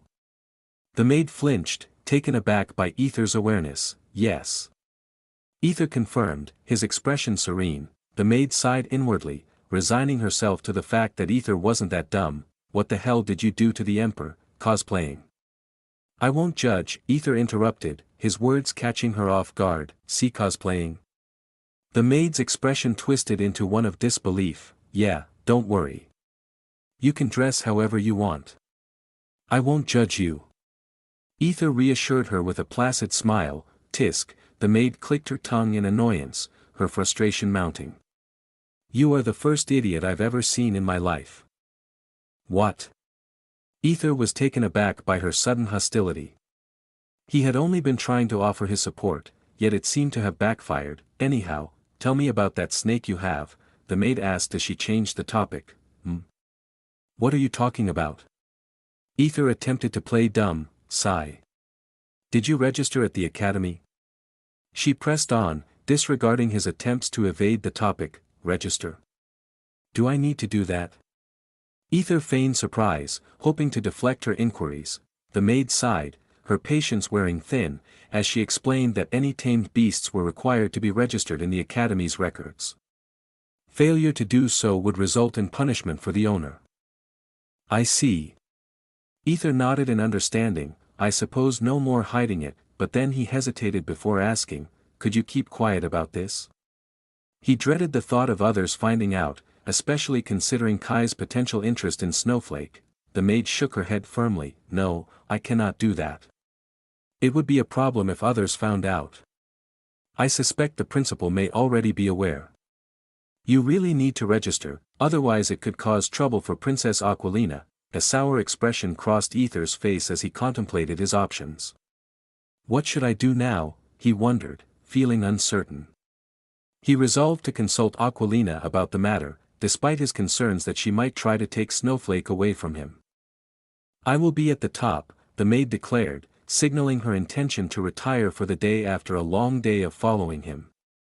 Aether remained silent as he mulled over the situation, deciding to leave everything for tomorrow's Aether to tackle. SSS, Snowflake swirled around the top of his chest as she also slept peacefully, though she glared at the top bed. Chapter 140, He is still a servant. Aether's gaze lingered blankly on the Empress's maid, who stood before him dressed in attire typically reserved for boys. The Empress's maid, undeterred by Aether's scrutiny, simply patted down the folds of her clothing and met his gaze with a practiced professional smile. "So, you're not exactly a cosplay enthusiast?" Aether ventured, breaking the silence with a hint of curiosity. A soft sigh escaped the Empress's maid's lips, a sign of her patience wearing thin. "Took you long enough to figure it out." "No, I'm not some eccentric cosplayer. I'm merely in disguise," she explained. "Disguise? For what purpose?"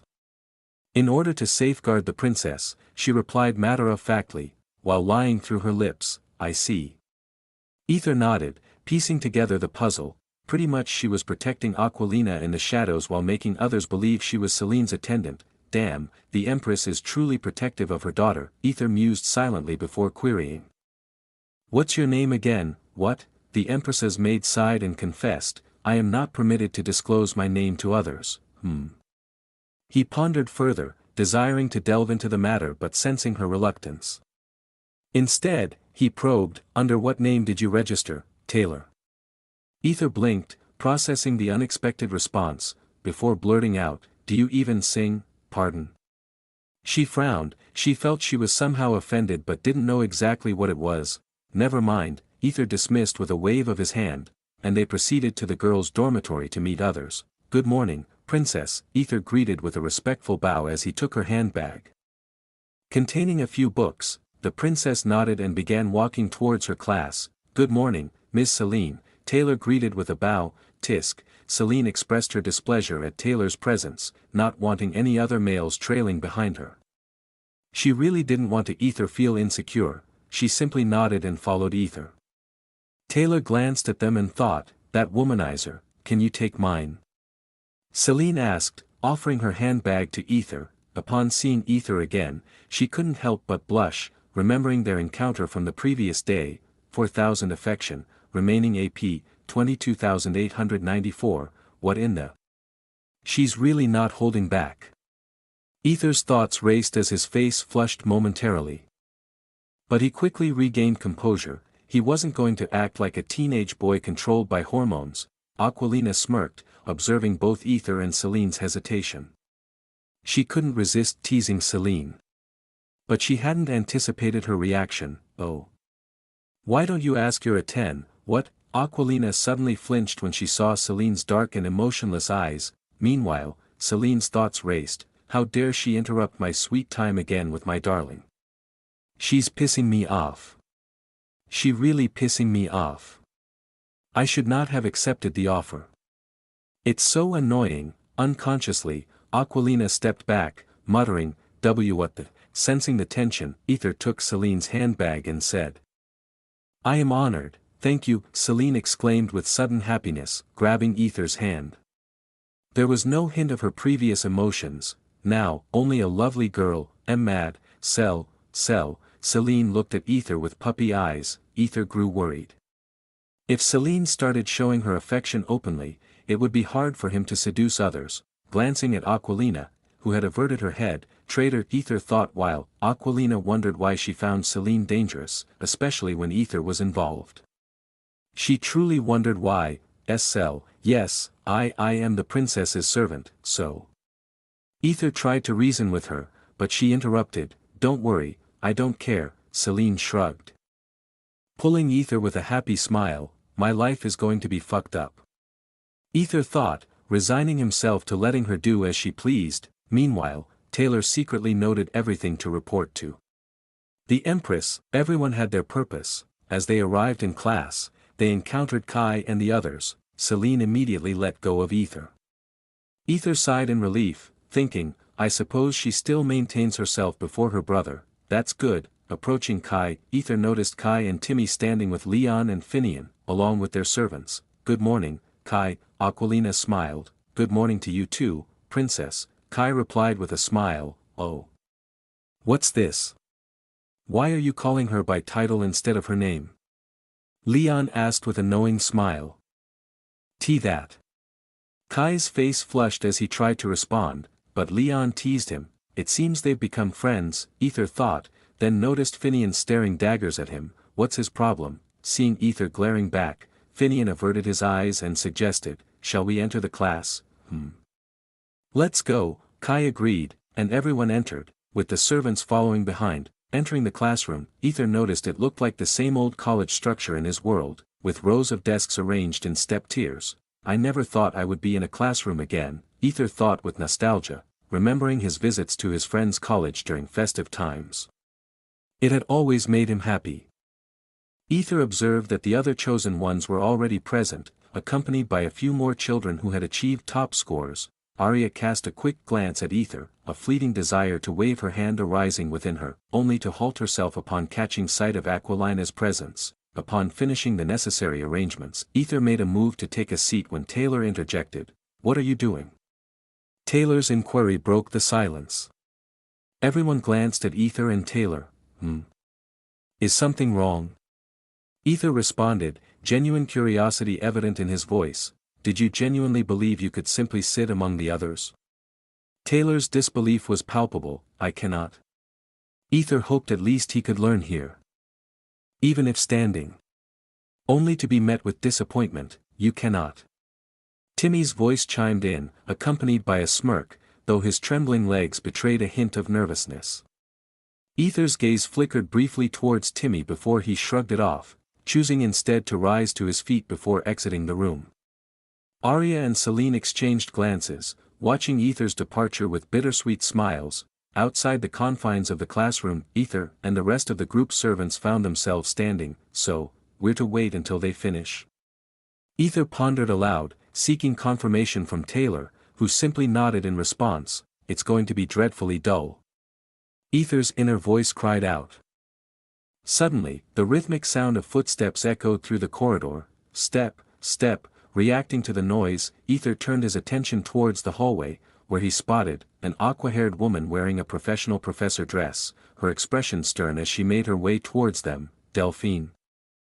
Chapter 141, Alaric again. Aether's eyes widened in surprise as he called out, Ms. Delphine, what are you doing here? However, step, step. Delphine ignored him completely, her footsteps echoing down the hallway as she entered the classroom without uttering a single word. Aether blinked, momentarily taken aback by her disregard. Ha ha ha, he, look at that clown. The others standing beside Aether couldn't help but laugh at his bewilderment, their amusement evident. What's with her? Aether wondered, puzzled by her behavior. But then, ten affection. Aether blinked again, seeing the notification, before muttering to himself, I really cannot understand women at all. As he leaned on Taylor's shoulder, hey! Taylor exclaimed, startled when she felt Aether leaning on her. Sorry, I forgot you are a man now. Aether replied with a fake smile. He then added, but damn, you really hid those tits well, nodding appreciatively as he patted her chest. Washboard, bandages. You guys are really doing a good job. Aether thought to himself. Taylor's face turned bright red. In a fit of embarrassment, she suddenly punched Aether, covering her chest instinctively. Thud, Aether caught her hand just in time. Damn, he thought, swiftly moving away from her. I am sorry, Aether said with genuine seriousness. He knew he unconsciously touched her chest. Though Taylor continued to glare at him, her face still flushed with anger and embarrassment. As the class continued inside, Aether and the others stood outside the classroom, growing increasingly restless. Aether was truly bored and considered moving away to find something more interesting to do. Step, step. Once again, the sound of measured steps echoed down the corridor, drawing everyone's attention. TSK, Aether clicked his tongue in annoyance, recognizing who it was. It was none other than Alaric Zephyr, the man who had previously made Aether kneel. Every attendant and servant bowed their head in respect, and even Taylor lowered hers deferentially. Is he some kind of big shot? Aether asked. Curious about the man's significance. He knew he was emperor or something, but still, he wanted to know more information. Well, he is the emperor of this empire as well as previous arcane king, Taylor whispered urgently in his ear, adding, now bow. He is a person who does not like if others disrespect him, previous arcane king, huh? Aether nodded nonchalantly, processing the information, but he did not bow like the others. what would the child do if someone asked them to do not? Of course, they do, why would he not? Because he was an adult. Fuck off, Alaric glanced at the servants and attendants briefly, his eyes scanning the group. He then focused on the classroom door. His expression turning into a frown as he recognized a familiar face among the servants. TSK, Aether clicked his tongue visibly, his annoyance clear as he looked directly at Alaric, who was now standing before him. The others watched with growing tension, sensing a confrontation. Taylor, fearing something was about to transpire, whispered urgently to Aether. Although she had followed him yesterday, she hadn't entered the infirmary and was unaware of what had happened inside. Please, just bow, she urged, her voice filled with anxiety. Seeing him not responding, she turned to Alaric and said, Your Maj, move aside. Alaric interrupted with an indifferent expression. Taylor hesitated, but Aether moved her aside and faced Alaric with a stern look. Yes, you do know who I am, right? A ruler of this empire, I presume. Aether replied, his tone calm. Alaric simply smiled and stated, Yes, but currently, I am also the vice principal of this academy, as well as a revered professor who deciphered a number of ancient texts and discovered groundbreaking SP. Aether interrupted, I think you should show off in there to scare the children, not out here, pointing towards the classroom filled with students. Come on. Why the fuck would I listen to his narcissistic build-up? Aether thought. Taylor's eyes widened. This idiot. She thought. Realizing the gravity of Aether's words. Not only she, but everyone else who heard Aether's words was equally shocked. Alaric's lips twitched, and veins popped on his forehead, but then he asked with a forced smile, I heard your master slapped you for helping my wife. How did you know? Aether asked, genuinely shocked. Heh. I have eyes everywhere, brat, Alaric said with a smirk, relishing Aether's shocked expression while berating him in front of everyone. He felt a sense of accomplishment, but then, yuck, Ms. Arya has a quiet stalker. I pity her for having a husband like you, Aether remarked with disdain, his words dripping with contempt. Thank goodness he didn't have someone like that. Aether would be quite horrified if he knew he was being stalked. Unbeknownst to him, the person beside them was actually stalking him, observing his every move with hidden intent. Everyone flinched at Aether's bold and provocative statement, How dare you call my wife's name? Alaric turned furious, his voice rising as he heard his wife's name spoken by a mere servant. He clearly didn't like it, so, he isn't going to deny the stalker part. Aether wondered, his mind racing with incredulity, and he smiled with a pitiful expression, further infuriating Alaric. Seeing the smirk, Alaric felt as if Aether was mocking him for his wife's indifference. Just as Alaric was about to grab Aether's collar. Ding dong, the bell signaling the end of the first period rang, its chime echoing down the corridor. The classroom door opened, and Delphine stepped out, her sharp eyes immediately taking in the tense atmosphere that hung heavy in the air. It seems Ms. Aquilina Nyadia's servant is not disciplined well, Alaric's voice boomed, echoing into the classroom and drawing the attention of Kai, Celine, and Aquilina, who sighed in unison and made their way out. Though Celine had a worried face, is something wrong? Aquilina asked, her voice laced with frustration as she glared at Taylor. Her silent question was clear, why hadn't Taylor stopped Aether from causing trouble? Aquilina knew Aether had a knack for getting into problematic situations. He had already irritated her on multiple occasions, and she had specifically instructed Taylor to intervene if he acted irrationally. Yet, here they were, your servant. A mere servant dares not bow before me. I wonder who is at fault here, Alaric said, his piercing gaze fixed solely on Aether, who stood his ground defiantly. Aquilina sighed deeply, glancing at Aether who was glaring at Alaric with unwavering determination. I bet he didn't realize who he was standing before. If he had known.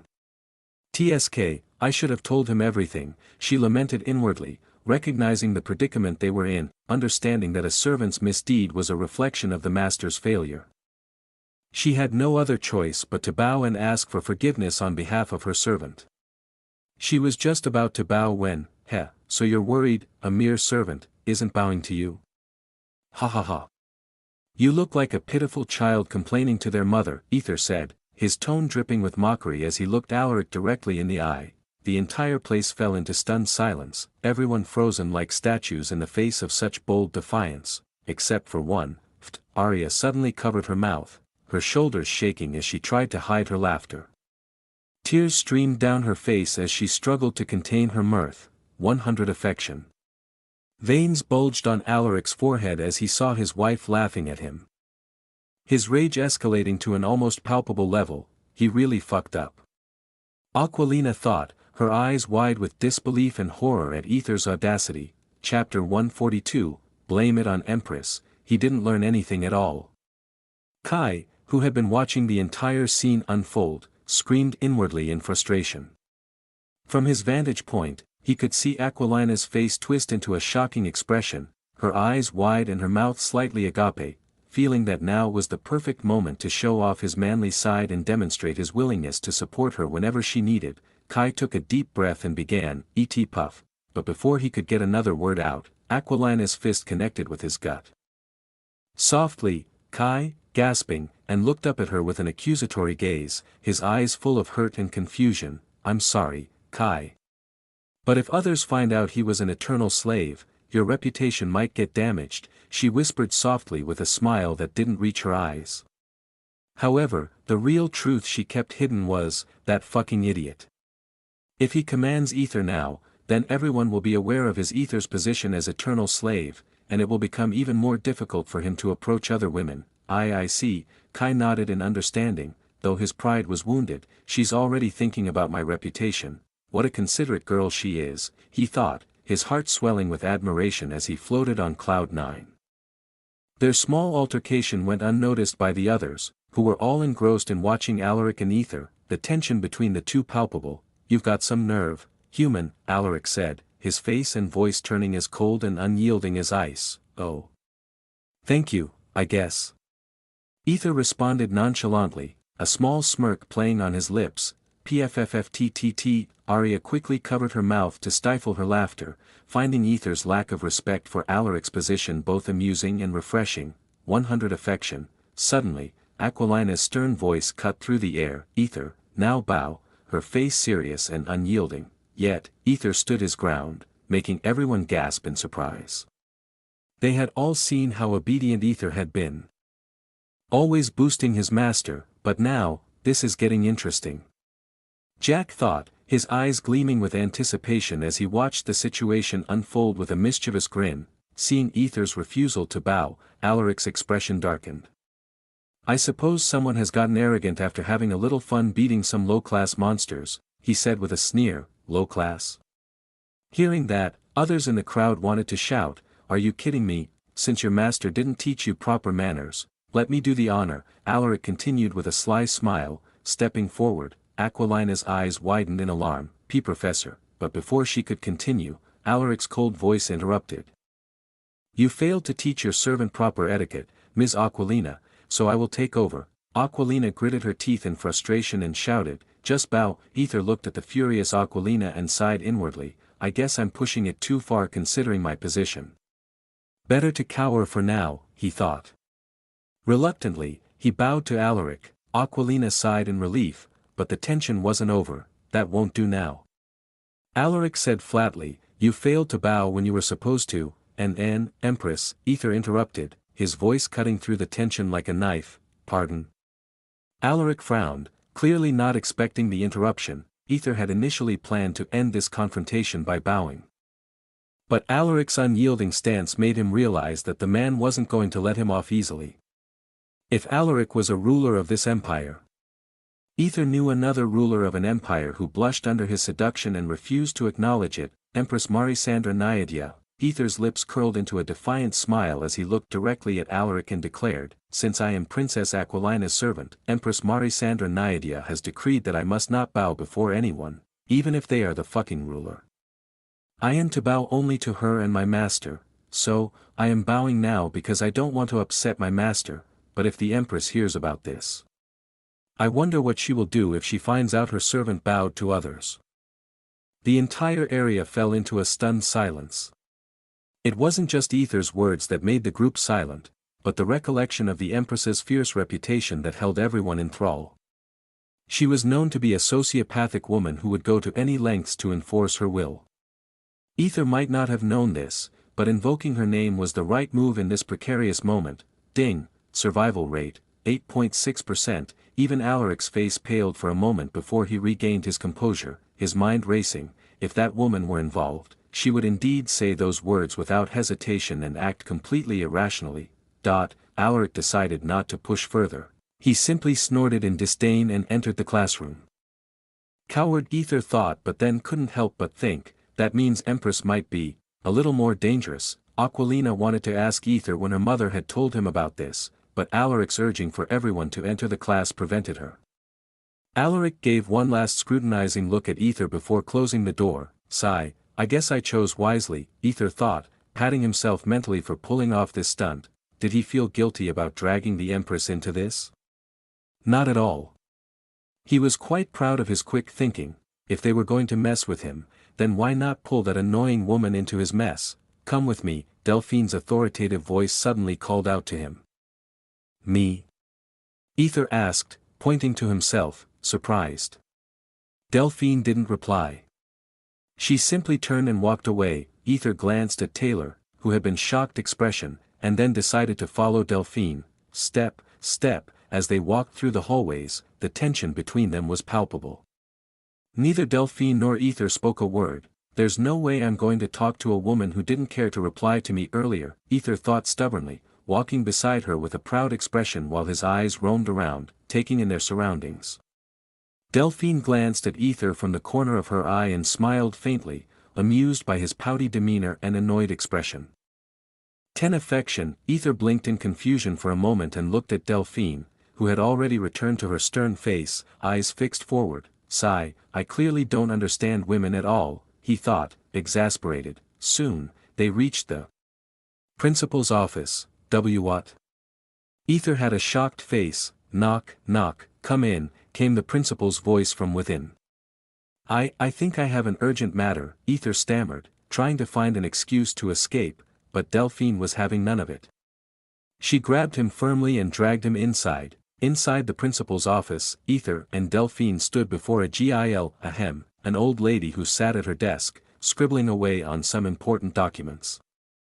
SSSH, the principal continued to write, almost as if she were showing off how busy she was, ignoring their presence for dramatic effect. That's what Aether thought, his initial curiosity giving way to boredom. He glanced at Delphine, who maintained her stern, unyielding expression, waiting for the principal's acknowledgement.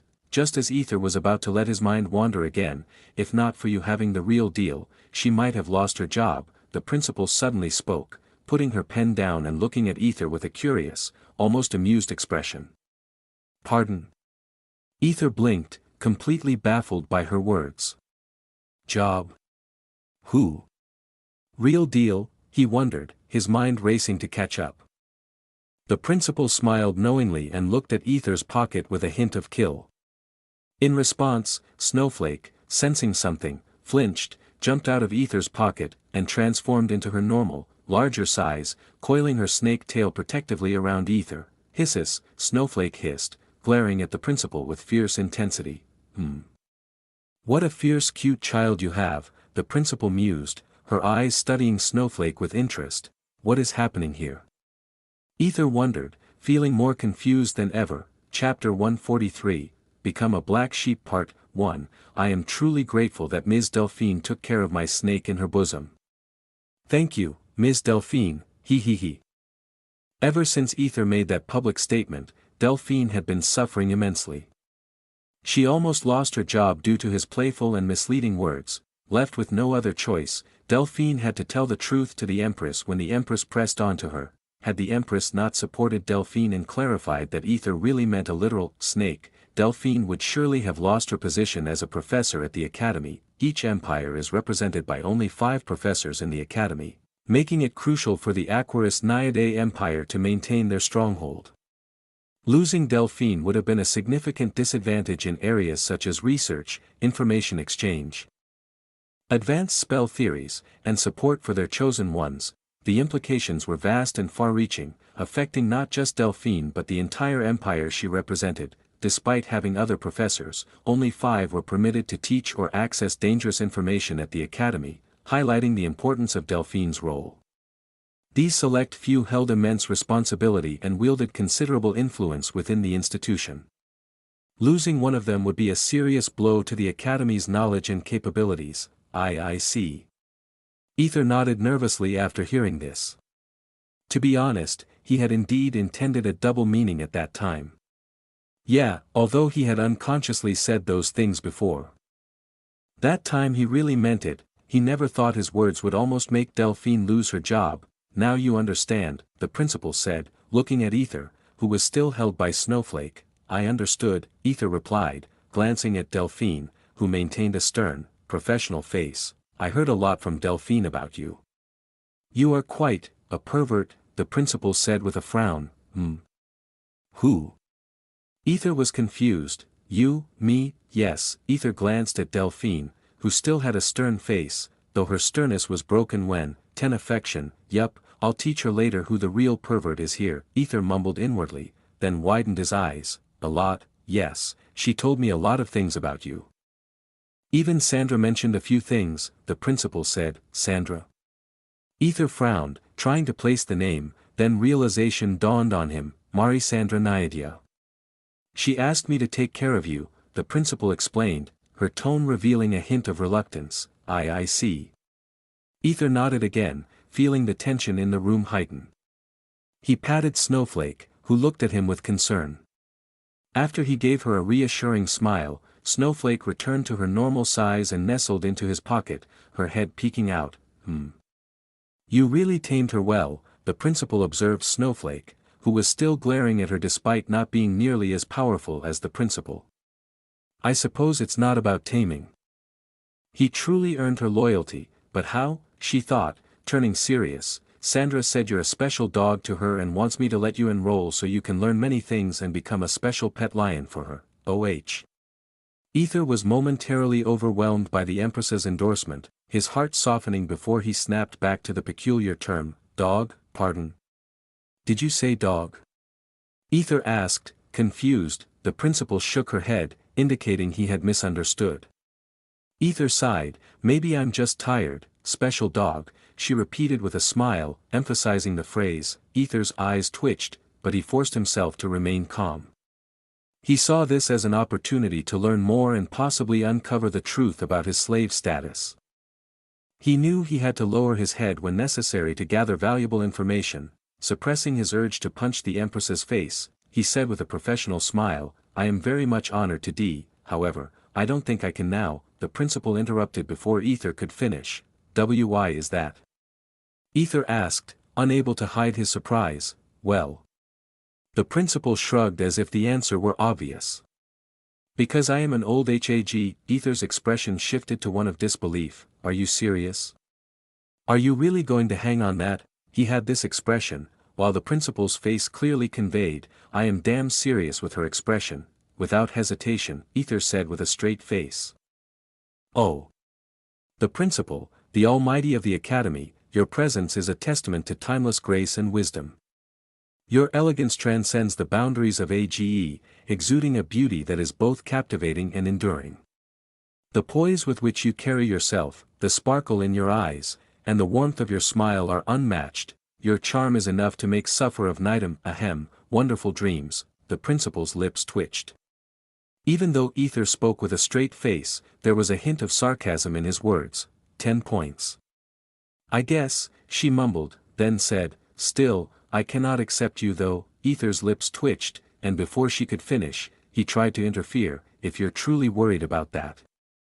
I'm telling you, you really a GIL, because it will break the rule, but since Sandra asked me and I still owe her, so, both of their voices overlapped, creating a moment of mutual confusion. They looked at each other and asked in unison, what did you say? Aether flinched, a slight tremor coursing through him. And nothing, please, carry on. The principal's brows furrowed in mild concern. She wanted to press but she already wasted enough time, so she got into matters, her voice measured yet authoritative. Next week, we have an upcoming contest integral to our ranking system, and you must participate. What manner of contest might this be? Aether's curiosity piqued. Delphine, interjected, her voice calm and composed, as she spoke while the principal took a moment to hydrate herself with a sip of water. It's a contest to determine the hierarchy/rank among the chosen ones. 10 teams shall be formed, each comprised of 5 individuals and led by chosen ones. The contest is none other than capture the flag. As the name implies, each team will stake claim to its own base and flag. Their mission: protect their flag while strategically infiltrating the enemy's base to seize theirs. The number of flags they manage to secure will ultimately determine their team's rank. That sums it up, Delphine concluded short and sweet. Chapter 144, Become a Black Sheep Part 2. That sums it up, Delphine concluded short and sweet, I see. Aether nodded in understanding, realizing they were already starting the fight for the sovereign by placing them in a certain rank and making them work even harder. It was kind of exciting. With an excited face, he asked, "So, I need to help Princess Aquilina? If she ranks first, I will be able to enroll here." The principal looked at Aether and said, "No. You will be a black sheep." "Black what?" Aether was taken aback. "A black sheep. Since you are a servant, you cannot even enter the game, so that's where I will give you an opportunity. You enter the game with my approval but not as a servant, rather as an anonymous participant." The principal explained as she slid a black mask before him and continued with a serious face, "If you steal 10 flags, I will let you enroll, though you will need to hide behind the mask even after." "What the fuck?" Aether screamed internally and asked just to confirm, 10 flags, yes. "Are you fucking kidding me? Bitch. If you don't want me to enroll here, you can just say it directly. Why put me through this torture?" Aether screamed inwardly but outwardly. He maintained a smile and asked again, 10 flags? Yes, it wasn't just about taking 10 flags, it was clearly about facing 100 students, including 10 chosen ones, whose powers he had yet to witness. "Thank you for your generous offer, but I must deck." Before Aether could escape from this fucked up situation, ding, mission update, save and seduce Aquilina Naiadia, ding, mission update, save and seduce Arya Zephyr. "Yeah. I can do it," Aether said with a forced smile, resigning himself to his fate. Both the principal and Delphine had surprised expressions. They didn't expect him to agree to this so readily. Actually, the principal had planned to test him by having him collect a maximum of 3 flags. She just wanted to tease him because he had teased her professors and even got into a fight with Alaric. She wanted to put him in his place and stop him from acting rudely towards others. "But, are you really okay?" the principal asked, her voice tinged with genuine doubt. "You are the one who told me to," Aether said while sealing his fate with a resigned smile. "Yes, but you could at least, like ask or even beg," the principal suggested, her tone softening slightly. "What's wrong with this old woman?" Aether thought as he looked at the principal, his face betraying his bewilderment. The principal's face twitched in annoyance. "He's clearly not speaking with respect ever since I met him," she thought, feeling there was not even an inch of reverence or awe in his demeanor. "I suppose ignorance is bliss," she mused, waving dismissively. "Make sure to register the beast, and illicit relationship between teacher and student is not acceptable," the principal said with a smile, leaning back in her chair. Delphine's face suddenly flushed bright red. "Principal, what are you talking about?" she stammered. The principal only grinned wider, enjoying the effect of her words. Delphine's face turned even redder, and the principal couldn't help but think, has she really fallen for him? She scrutinized Aether closely, wondering, other than his charm, what qualities does he possess that might attract Delphine? "Yes, what are you talking about, principal?" Aether echoed, his face showing genuine confusion and a touch of irritation as he glanced at Delphine. "She and I, no way," the principal was taken aback by Aether's vehement denial. She wasn't fully aware of the dynamics between them. It was just that whenever Delphine spoke about Aether, there was always a faint blush on her cheeks. Like a maiden in love. This led the principal to believe that Delphine might harbor feelings for him. Even Delphine flinched, an awkward smile playing on her lips as she felt her heart tighten unexpectedly. She was caught off guard by the direction the conversation had taken. However, Aether said something that was completely unexpected, something that was undeniably true. "I am not her student, so there is nothing inappropriate about our relationship. She is a teacher, and I am just a servant. Isn't that right, Delphine? Aether asked with a smile, dropping the formal tone he usually used. 100 affection, ding, survival rate, 10.6%. Delphine's face flushed an even deeper shade of crimson upon hearing him speak so candidly in front of others. She was overwhelmed by a mixture of emotions, including embarrassment and an unspoken affection. The next thing Aether knew, he was being unceremoniously thrown out of the office. Again, as he picked himself up off the ground outside the principal's office, he couldn't help but reflect on the bizarre turn of events. He had barely managed to navigate the conversation. SSS. Snowflake, who had nestled into his pocket, popped her head out and gave him a curious look as if asking what had just happened. Don't ask, Aether muttered to Snowflake, shaking his head in disbelief. He glanced back at the closed door of the principal's office, contemplating the complexities of his situation. Between the enigmatic principal, the stern yet blushing Delphine and the looming contest he had to prepare for, Aether realized that his time at the academy was going to be anything but ordinary. He looked at the black mask with golden lining lying before him on the ground, its dark surface gleaming under the office lights. Hee. A sly smile appeared on his face as he picked it up. The mask symbolized both a challenge and an opportunity, and Aether couldn't help but feel a thrill of excitement. This might be the break he needed, a chance to prove himself in a world where his status as a servant had always held him back. Wearing this mask, he could step into a different role, one where his true potential could shine without the constraints of his usual identity. He slipped the mask into his pocket alongside Snowflake, who chirped curiously at the new addition. Don't worry, he murmured to his loyal companion, this is just the beginning, black sheep. Hee. It's going to be interesting, hee. An uncanny laugh echoed in the corridor. Chapter 145, Aether's Heart Stolen. After Aether was thrown out of the office, the principal turned her attention back to Delphine, a mischievous smile playing on her lips. So, you do like him? The principal asked, her tone laced with amusement. And no. It's not like that. Delphine stammered, her face flushing a deep crimson. The principal hummed with a knowing smile. She never thought she'd see the day when Delphine, known for her cold demeanor and stern professionalism, would blush because of a man. No, a young man. Anyhow, is this really a wise decision? Delphine asked, trying to shift the conversation back to Aether's participation in the contest. Well, since he agreed, I can't go back on my word, the principal said, her tone contemplative. Let's see what he can do.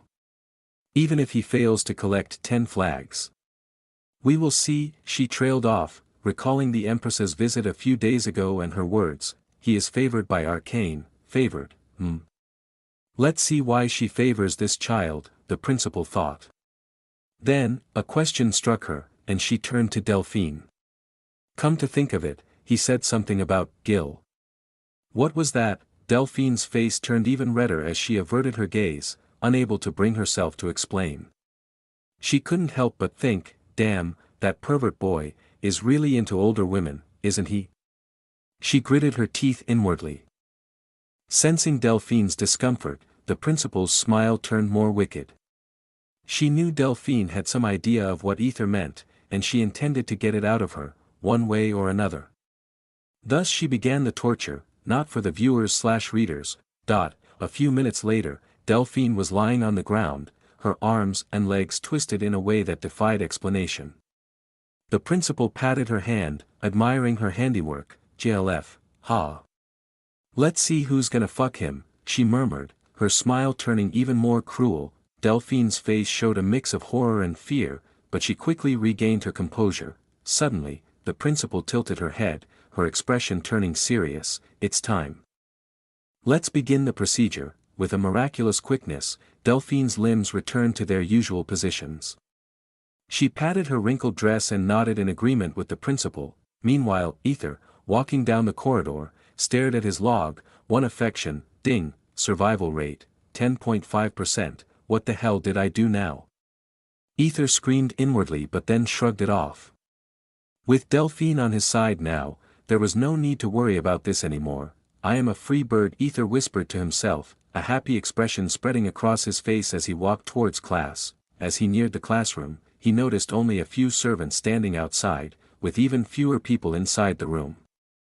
Where did they go? Aether wondered aloud as he approached Taylor. Professor Alaric took the chosen one somewhere, so the remaining class is cancelled for today, Taylor explained. Is that so? Aether nodded. With Aquilina not around, he didn't have much to do, so he decided to wander around. However, his plan was interrupted when Celine suddenly jumped on his back, surprising him. Ah! I forgot about her. Aether face-bombed himself, just about to move away when, zing, a shock ran through his spine, metaphorically, of course, boobs. Aether flinched as he felt Celine's bosom pressing against his back, even through the thick layer of her dress. SL. Could you please calm down? Aether stuttered, feeling his face heat up. For some reason, whenever Celine touched him, he started to act like a teenage boy, which he technically was. Celine tilted her head in curiosity, looking at Aether's slightly blushing face. Her face and ears turned red as she grinned. Is he becoming aware of me? She thought, glancing at his trembling lips. Gulp, she hugged him tighter, just as things were about to escalate when, Celine, what are you doing?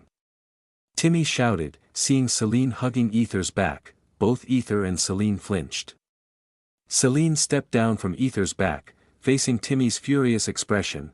How dare you let him Celine on your back, bastard.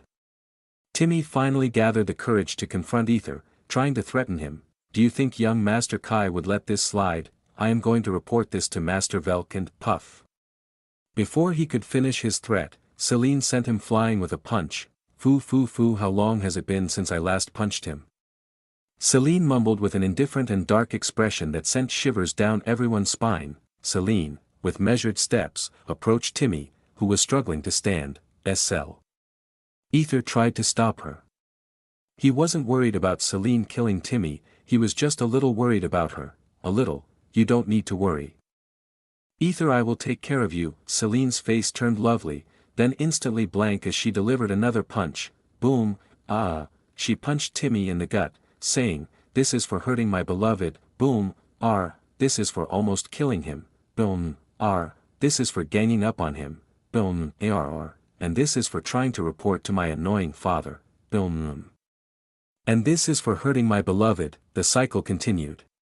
Her punches ruthless, as if she intended to kill him. Even Aether felt a little pity for Timmy, just a little. However, no one dared to approach the horrifying scene because they feared they would suffer if they interrupted her. Celine, stop this. Leah shouted as she emerged from the classroom, hearing the commotion. However, Celine didn't stop until Leah grabbed her arm and forced her to halt Celine's actions. Celine glared at Leah for stopping, but Leah simply shook her head. Celine sighed and nodded. Then she picked up the broken Timmy and threw him to Taylor, who caught him like garbage. Take him to the infirmary and say he fell down the stairs, Celine said with a serious face. Stairs? Everyone exchanged incredulous glances, their eyes widening in disbelief as they beheld Timmy's battered form.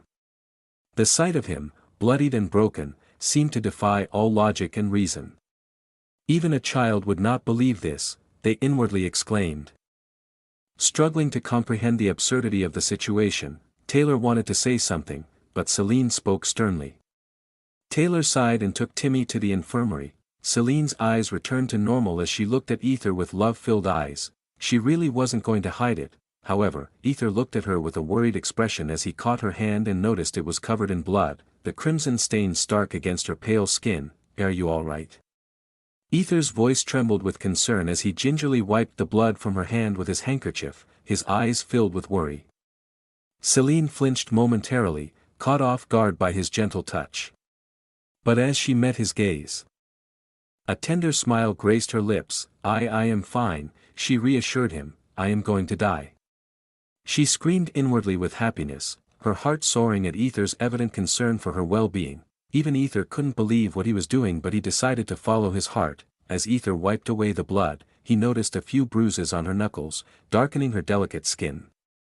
This must be painful, he remarked sympathetically, his heart aching at the sight of her injuries. Aether influencing me. Aether thought with fear, she then smiled gently, nothing compares to what you went through. Those words were enough for him to halt his movement. Badump, Aether's heart skipped a beat. Not Aether's heart, when he lifted his head and saw her gentle smile. They stared at each other as if they were trapped in something beyond. Ahem, what's going on? Leah chimed in, Chapter 146, Who is MC? Hello, everyone, I'd like to ask a few things. First, is the story's pace slow or fast? Second, should I add our 18 chapters? Actually, I only wanted to include some teasing, something more intimate rather than the main dish, because I thought that might disrupt the flow of the chapters and the story. So, I'm wondering if I should add our 18 content or not. Since it's a seductive novel, you might expect a lot of seduction and teasing, which is why I'm trying to avoid including our 18 scenes. However, it's up to you guys, so I'd like your input on this. Lastly, I'd like to know what you dislike in the novel aside from Aether's suffering. Please feel free to share any feedback. And give me a review, guys. If possible, ________________________________________________________________________________________________________________ So, you see, this is what a magic circle is all about.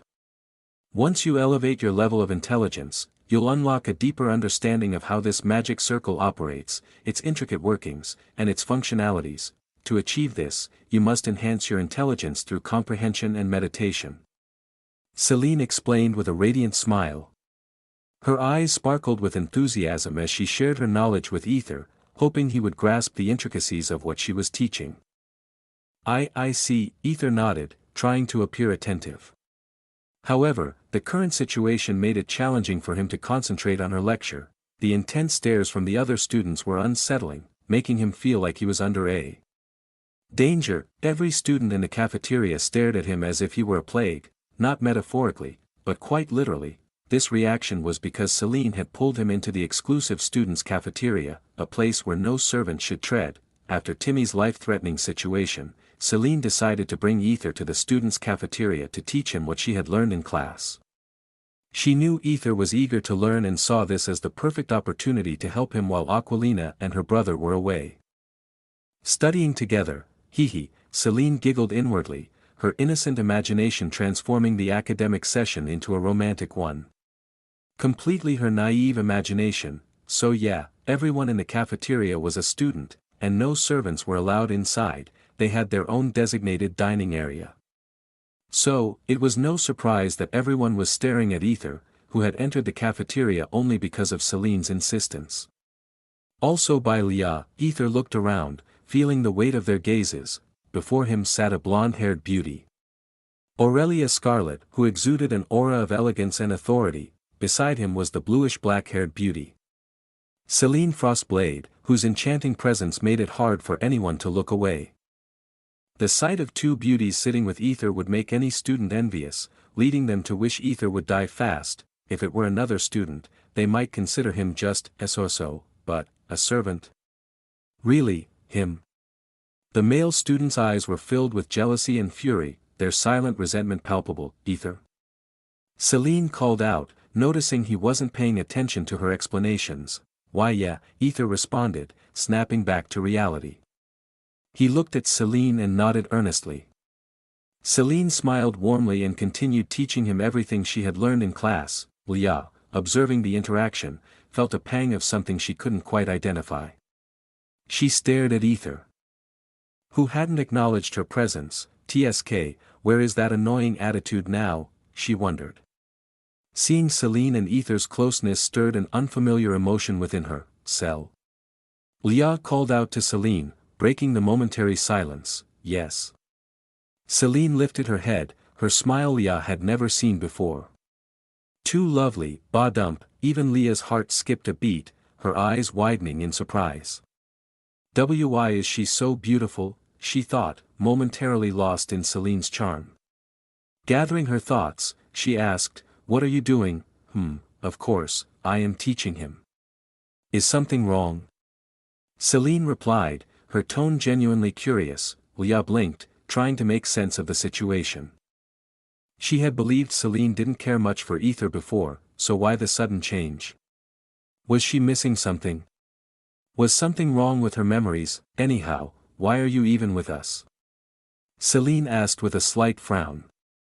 She had hoped for some alone time with Aether, but Leah's unexpected presence had thrown a wrench in her plans. Nevertheless, without Leah's support, who ranked second in the test, the guards might not have allowed Aether to enter the cafeteria. Leah's lips twitched in response. I thought we could go outside to buy some things, she said, trying to sound nonchalant. Hearing that, Celine's eyes lit up with excitement, much like a child's. She turned to Aether and said, Let's go on a date, darl. Ahem. Aether, she quickly corrected herself, her cheeks turning a shade of pink. However, she was about to say, darling, right? Both Aether and Leah thought in unison. Celine noticed Aether's curious gaze and felt her cheeks heat up. Just as she was about to say something to defuse the situation, a haughty voice interrupted them. Date? With a servant? Why bother? A tall boy with a handsome face sneered, making his presence known. Ugh, ugly. Celine immediately retorted, her face contorting with disgust. The tall boy nearly stumbled at her blunt remark. Leah almost burst into laughter, knowing Celine's unfiltered nature. Simply put, Celine, she wasn't one to sugarcoat her words or pander to anyone's ego. Most of all, Celine's straightforwardness and shy side made her endearing. The tall boy with an ugly face, according to Celine, stood before them and glared at Celine. My name is John, from the noble house of. He began to boast about his family's prestigious lineage, his tone dripping with arrogance, the cliché. Aether mused, feeling like this moment belonged in one of those novels where a mob character attempts to flirt with the protagonist's love interest in front of them. The protagonist, inevitably angered by the audacity of the interloper, rises to the occasion, asserting his dominance and protecting what's his. It was a trope as old as time, but witnessing it unfold in real life felt surreal to Aether. Why be with a servant? I am sure I could date not one but two beautiful women like you, John continued, his gaze shifting between Celine and Leah, who were both visibly irritated and angry. Aether shook his head, dismayed. So I'm the MC now. Aether's lips curled into a small smile at the absurdity of the situation. Hee. An uncanny laugh escaped his lips, causing John to flinch and glare at him even more intensely. John, unable to tolerate the perceived insolence, grabbed Aether's collar. Do you think this is funny, you mere servant? He snarled, his grip tightening. Here it comes. Hee. Aether thought, preparing to defend himself. He attempted to crush John's hand but was interrupted. You bastard! Don't you dare touch him with your filthy hands! Celine screamed, her voice echoing through the cafeteria. Slam! John's head was slammed onto the table with such force that it shattered into pieces, leaving everyone in shock. Aether blinked, barely registering what had just transpired. Celine and Leah quickly pulled him away from the scene. I am not the MC here. Aether thought, horrified. He looked at Celine, who simply smiled and said, I will protect you. Yeah. She is the true MC, Aether mumbled under his breath, awestruck by Celine's strength and beauty. Leah stared at Celine's hand, which was firmly holding Aether's, her mind racing with questions. Is she the one? Leah wondered, her frown deepening as she tried to understand the changing dynamics. Chapter 147, Date, how is it? Celine asked with a bright smile as she picked up a cute pair of couple's dresses. Her cheeks flushed slightly with excitement. Yeah, she didn't even hide her love anymore, her affection was becoming increasingly transparent. That's a couple's dress, right? Aether asked with a frown, his brow furrowing as he glanced at the clothing in Celine's hands. Celine blinked, looking down at the dress she had picked. 2 t-shirts, each emblazoned with half a heart that would form a complete one when placed together, and no.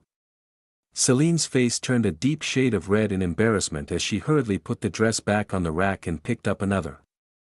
I just thought it was cute, that's all, she stammered, trying to cover her flushed cheeks. Sigh. I guess she unconsciously picked it up. She might not be that pushy, Aether thought, letting out a quiet sigh. After that little incident, Celine dragged Aether outside of the academy campus. To Aether's surprise, the guards allowed them to leave without asking any questions. I suppose this whole city is under the Academy's control, he mused. Celine and Leah then entered a women's clothing shop. As they browsed, Aether felt increasingly out of place among the racks of dresses and blouses. How long are you going to ignore me, bastard? Leah asked finally, standing right beside him with her arms crossed. And yeah. If Leah hadn't been standing there, he would have already bolted out of the shop, feeling the strange gazes from the other shoppers. Oh. You know me. I thought you didn't want to speak with me, Aether said, genuinely surprised. He wasn't being rude, he seriously thought she might have forgotten him after that previous event. Leah's lips twitched as she saw Aether's genuine surprise. You really thought I wouldn't speak with you? She asked incredulously. Well. Aether nodded awkwardly. Veins bulged on Leah's forehead, but she calmed herself and asked, why? Aether gave her a perfectly truthful answer, noble. She was noble, and he was a servant. Though their paths had crossed. It was only for a brief moment, so Aether believed she might return to her usual self, just like when he had initially met her. Leah nodded silently, though she felt a little hurt that Aether judged her like that. She understood why he thought that way, though. If not for that incident, Leah herself knew she wouldn't be speaking with Aether now. Anyhow, don't ignore me. Leah said with a stern face, her tone leaving no room for argument. Aether smiled and nodded. With a cheeky grin, he said, call me big bro. Leah's eyes twitched when she saw the annoying bastard's playful side emerge. Though her lips curled up slightly despite herself, tisk, ten affection, Aether chuckled softly and asked. How are you? Did you finally get over him, or do you still want to take him back? Leah smiled a little, her expression softening. I am fine. I am truly fine. Yes, I kind of got over him. Good, Aether nodded with a warm smile as he patted her head gently. Hey. Leah swatted his hand away and said, don't treat me like a child. Though her face was flushed with a mix of embarrassment and lingering affection, ten affection, okay. Aether laughed and patted her head again, teasingly, this infuriating man. Leah thought, gritting her teeth. Don't get me wrong, I am not here for him, she clarified, trying to maintain her composure. Oh. Aether smiled, noticing her determined and proud face. I suppose she really has gotten over him, he thought. But he couldn't resist teasing her a bit more. Then you came here for me? Leah's eyes widened in shock. Oh, of course not, you jerk. Ten affection. Aether offered a genuine smile. Had enough teasing, he asked, did you buy the clothes you wanted? Yes, Leah replied, her expression brightening as she showed him the bags. That's quite a lot.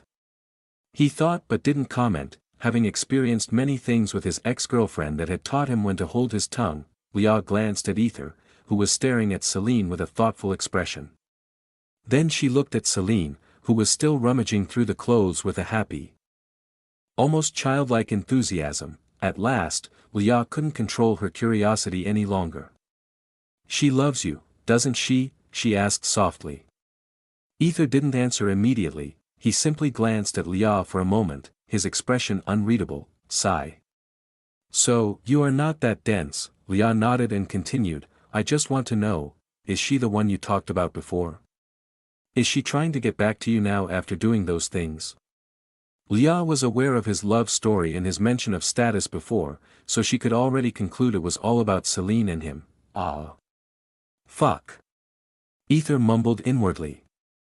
He had told that story to keep her from breaking down, yet it had come back to bite him. If he said yes, things might get complicated, and it could even break their friendship if she mistook it that Celine left him for status. No, she isn't, Aether said with a straight face. Leah breathed a heavy sigh of relief. She had almost thought Celine was just like her brother. Thank goodness she hadn't asked her directly. Then it begged the question, who? Who else would it be? Leah asked, her eyes sparkling with curiosity like a mischievous little sister's. Aether wanted to avoid delving deeper into this topic. Just then, Celine arrived at the scene, inadvertently rescuing him. Aether, how about this? She asked, holding up a fluffy pink dress. It's good, Aether nodded with a smile. Soon, they picked up what they wanted and arranged for them to be delivered to the academy. Leah and Aether decided to leave, but then Celine pulled Aether into a men's clothing store, SL. Aether was shocked when he saw Celine picking out every fancy dress. He didn't have a single penny on him. "Let's buy you a handsome and good dress," Celine said as she picked a lot of clothes, her face slightly flushed. "She has a good sense of selection." Aether thought, nodding as he noticed her choices were not only trendy and fancy but also perfectly to his taste. Aether picked up a shirt and looked at the price tag. His heart almost leapt out of his chest. 2,000. Here they used zenith as currency notes, which was almost similar to the dollar, though there wasn't any penny or cent. Zenith was denoted by, or what they called, the anyhow, a fucking $2,000 for a single shirt. Aether thought, practically screaming internally. He could literally live off that money for an entire month without worrying about getting a job. Seeing Aether staring at the price tag in shock, Celine smiled and patted his back reassuringly. "Don't worry about the money, as long as you are happy, money doesn't matter." Suddenly, in Aether's eyes, Celine looked like an angel. He even rubbed his eyes, but the angelic vision remained, still smiling at him. "My angel." Aether mumbled, causing Celine to blush deeply. I am not, I idiot." 4,000 affection, remaining AP, 27225, still, Aether was a little hesitant. It wasn't about her buying him something, rather, it was the money itself that troubled him. Whose money? Velk's. If it was, he would rather not accept it. Sensing the reluctance in Aether's eyes, Celine frowned for a second, then smiled as she understood. "Don't worry. That's my hard-earned money," she explained softly. Aether looked at her with a surprised expression.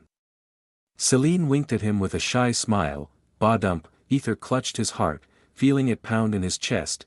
"She is trying to riz me, isn't she?" he thought. Feeling both flustered and endeared by her efforts, but their day wasn't over yet. After their visit to the clothing store, even Leah picked out some clothes for Aether. Despite his best attempts to stop her, she was insistent, saying she was just repaying a favor she owed him. "If you want to repay me, then call me Big Brother," Aether said, a mischievous smile playing on his lips as he teased her. "Hell no, brat." Leah shot back instantly, not missing a beat. Aether's lips twitched at her calling him brat again. He rubbed his fingers together in mock irritation. "I told you not to call me brat," he said, his tone playful yet tinged with mock seriousness. "Brat," Leah repeated with a smirk. Clearly enjoying the back and forth, Aether's eye twitched in annoyance. Without hesitation, he reached out and pinched her cheeks hard enough that Leah yelped in protest. "If you dare to say those words again."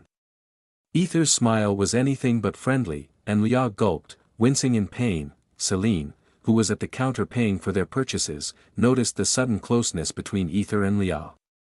Her expression darkened, and she clenched her fists, jealousy surging through her as she watched Aether pinching Leah's cheeks. Suddenly, Leah flinched when she felt two deadly eyes staring at her. She immediately pushed Aether away and saw Celine talking to the person at the counter. "And maybe it's my imagination," she thought, trying to dismiss the feeling. Chapter 148, What a pain. Just like before, they arranged for the clothes to be delivered to the academy. Their outing continued, and since it was lunchtime, they went to a fancy restaurant and ordered some food. Celine watched Aether as he silently ate his meal. She wanted to feed him, but she felt she might be pushing too much for a single day, so she decided to postpone it. She achieved what she wanted so enough for today. While eating, Leah, who sat across from Celine and Aether, glanced at Celine. She could see Celine devouring Aether with her eyes alone, and she felt like a third wheel. "I should have left, but..." Leah wanted to leave. But Aether had whispered for her to come along. "It seems he isn't interested in her. Maybe he doesn't want to trust nobles again, just like me." She felt a sense of camaraderie with Aether and decided to help him when necessary. This tastes good. Do you want some, Cel?" Aether suddenly asked, surprising both Celine and Leah. Celine felt this was her chance. With a slight blush, she said, "Yes." Feed me." Aether nodded and fed her, which made Celine even more delighted. She felt like she was on cloud 9, already lost in thoughts about their future together, but then Aether's next words brought Celine crashing back to reality. "Do you want some, Leah?" he asked.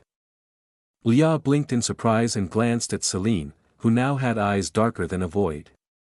I don't mfffff, she stammered, but Aether cut her off by forcibly feeding her. Leah's cheeks puffed as she blushed at Aether's sudden daring action. 100 affection, ouch. Aether winced when Celine pinched his thigh hard. She pouted furiously. Did I do something wrong? Aether wondered. He was genuinely just sharing his food because it tasted good, and he knew food always tasted better when shared with friends. He had fed Celine without much thought, and in the same spirit, he fed Leah. That was all. Don't get him wrong. Afterwards, Aether was forced to feed Celine, who now had an annoyed expression like a child. And then he also fed Leah, who looked at him with expectant eyes. Sigh, what am I? Their mother? Aether thought. Suddenly, a conversation from a nearby table caught their attention. Hey, did you hear about the chosen ones? One middle-aged man said. Yeah, I heard there was a commotion yesterday. Another replied. They were talking about the previous day's incident with the latecomers and their punishment, but then, the topic shifted. Did you hear about the old road incident? One man asked. Yes, I can't believe that the cart driver was also involved with those bandits. Another answered. Yeah, we can't trust most people nowadays, after that incident. The old road has been blocked, guards were stationed and no one is allowed to use it. Kind of sad for the people who walk. Now they need to take the long route, and I also heard if not for the academy's student riding on the cart, everyone would have died there. Yeah, pretty cool. And also, I heard a masked man saved Adam's child when his wife and child were riding on the cart. Masked man, someone echoed in surprise. Upsilon at Alpha Rho Tau % Sigma #Upsilon, Aether smiled upon hearing that.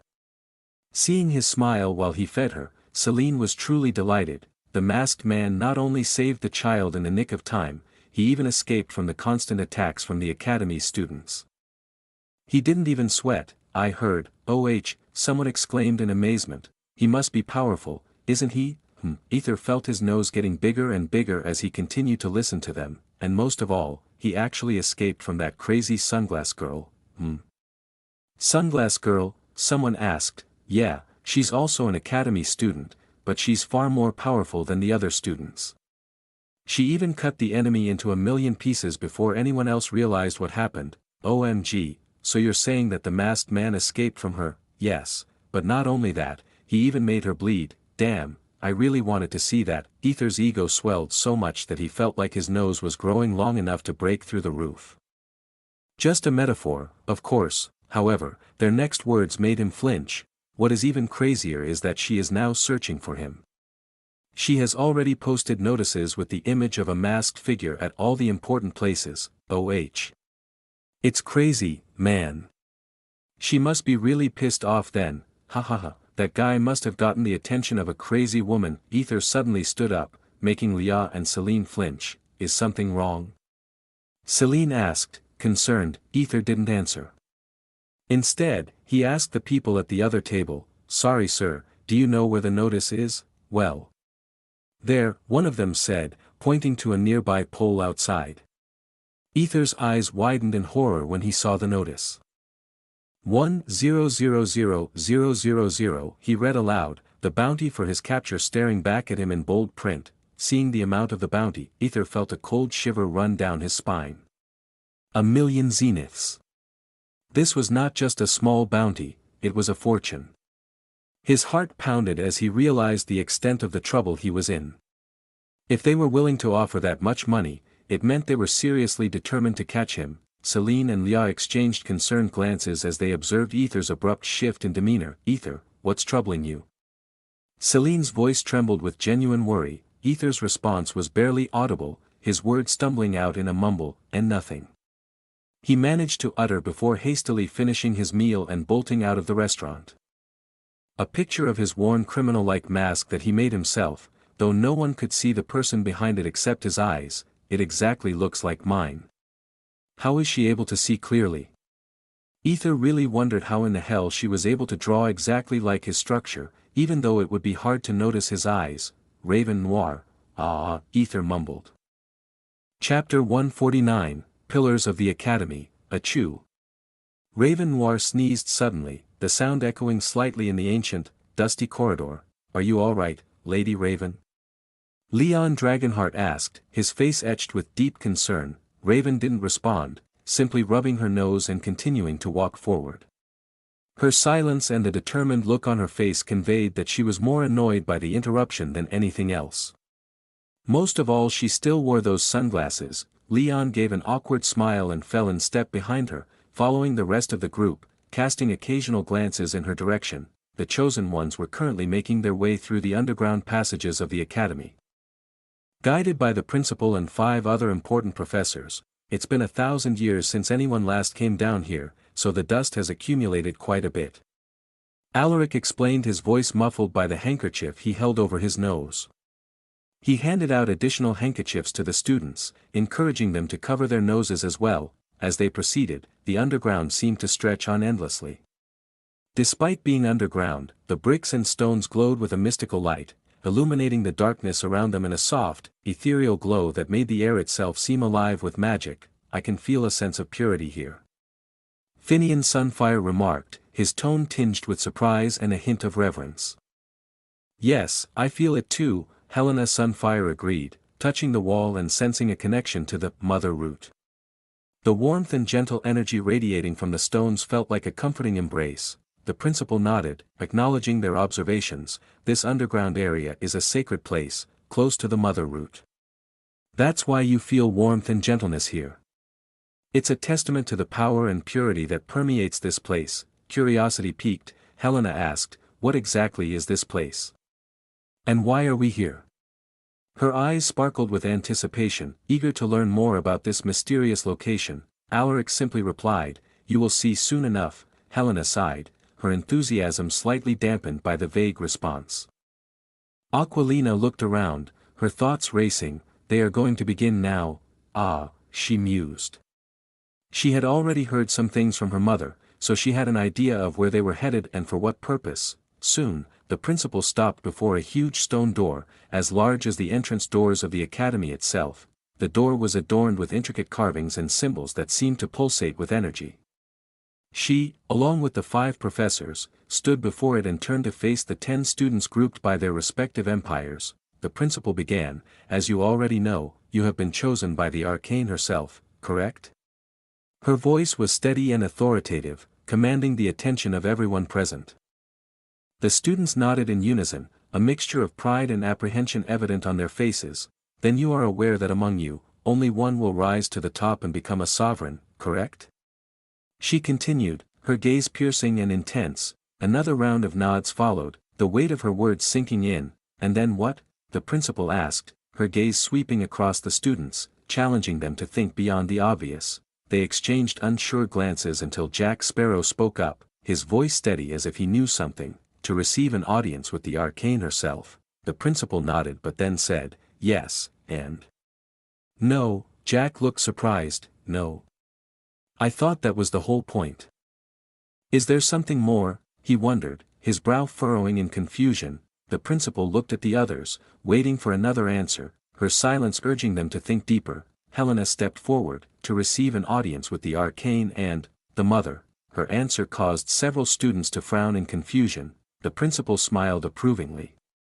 So, the saintess knows the truth? Yes, the archpriestess has informed me, Helena replied respectfully, a hint of pride in her voice for having been entrusted with such knowledge. Oh. She did? That's quite amusing. The principal mused before clearing her throat. The entire universe believes that the arcane and the mother root are one entity. Right? Yes, everyone nodded. Principal continued, however, in reality, they are separate beings. What? Arya Zephyr exclaimed, echoing the surprise of the others. The revelation was shocking, undermining a fundamental belief held by everyone. Sigma sent #Tauem for Allroyupsilon. Everyone had always believed that the arcane and the mother root were different forms of the same entity, an unshakable truth that now stood challenged. Author's note: if getting confused, for example in our Earth's mythology, just think certain gods took other forms to play/deceive/help others. So common people in this world believe in only one god who took two forms, though it may be shocking. This is the truth, but common people might not know this because everywhere we believe arcane was only one god, and that's all they need to know, the principal said sternly. Anyhow, the arcane and mother always had some rivalry. That no one knows for what purpose, but that's not important to us anyway. First, the arcane chooses those who might become pillars of our worlds. Then, these chosen ones are then put through trials by the mother. Those who pass become sovereigns and receive an audience with both the mother and the arcane. And it's not just an audience, you are granted a wish, a wish? Kai inquired, his curiosity piqued and his mind racing with possibilities. Yes, any wish you desire, the principal replied with a smile that hinted at the incredible power and responsibility such a gift entailed. The students couldn't help but look surprised, except for Aquilina, who seemed unsurprised, already aware of this from her own sources. Any wish? Even bringing back the dead?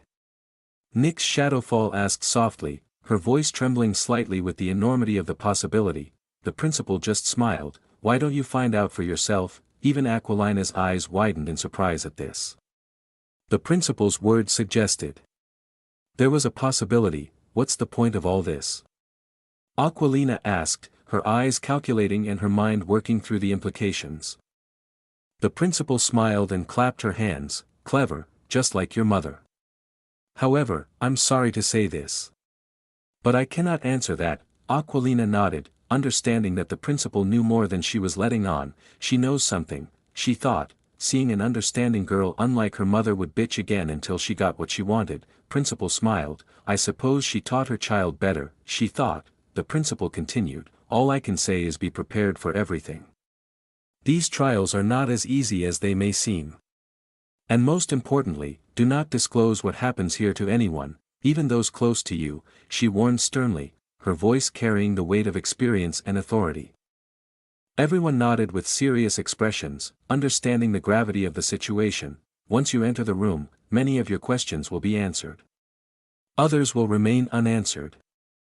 Until you become a sovereign, the principal said, snapping her fingers. The huge doors opened, trembling the ground beneath them and sending a shiver through the air. As the doors opened, a foul stench wafted out, like something had died and rotted there for millennia. The pure energy that Helena and Finian had felt abruptly stopped.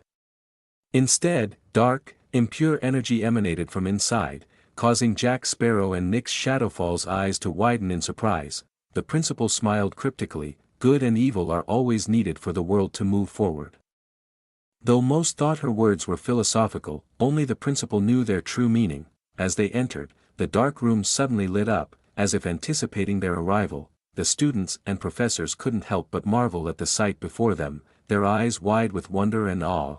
Wow, even that word couldn't capture the magnificence of what they saw. Pillars, 12 towering pillars stood in a perfect circular formation, each one made of a material that appeared both metallic and intricately detailed. These pillars were colossal, stretching high into the ceiling of the cave, and each was adorned with ornate designs and patterns that gave the impression of ancient and masterful craftsmanship. At the base of these majestic pillars lay a wide, circular platform.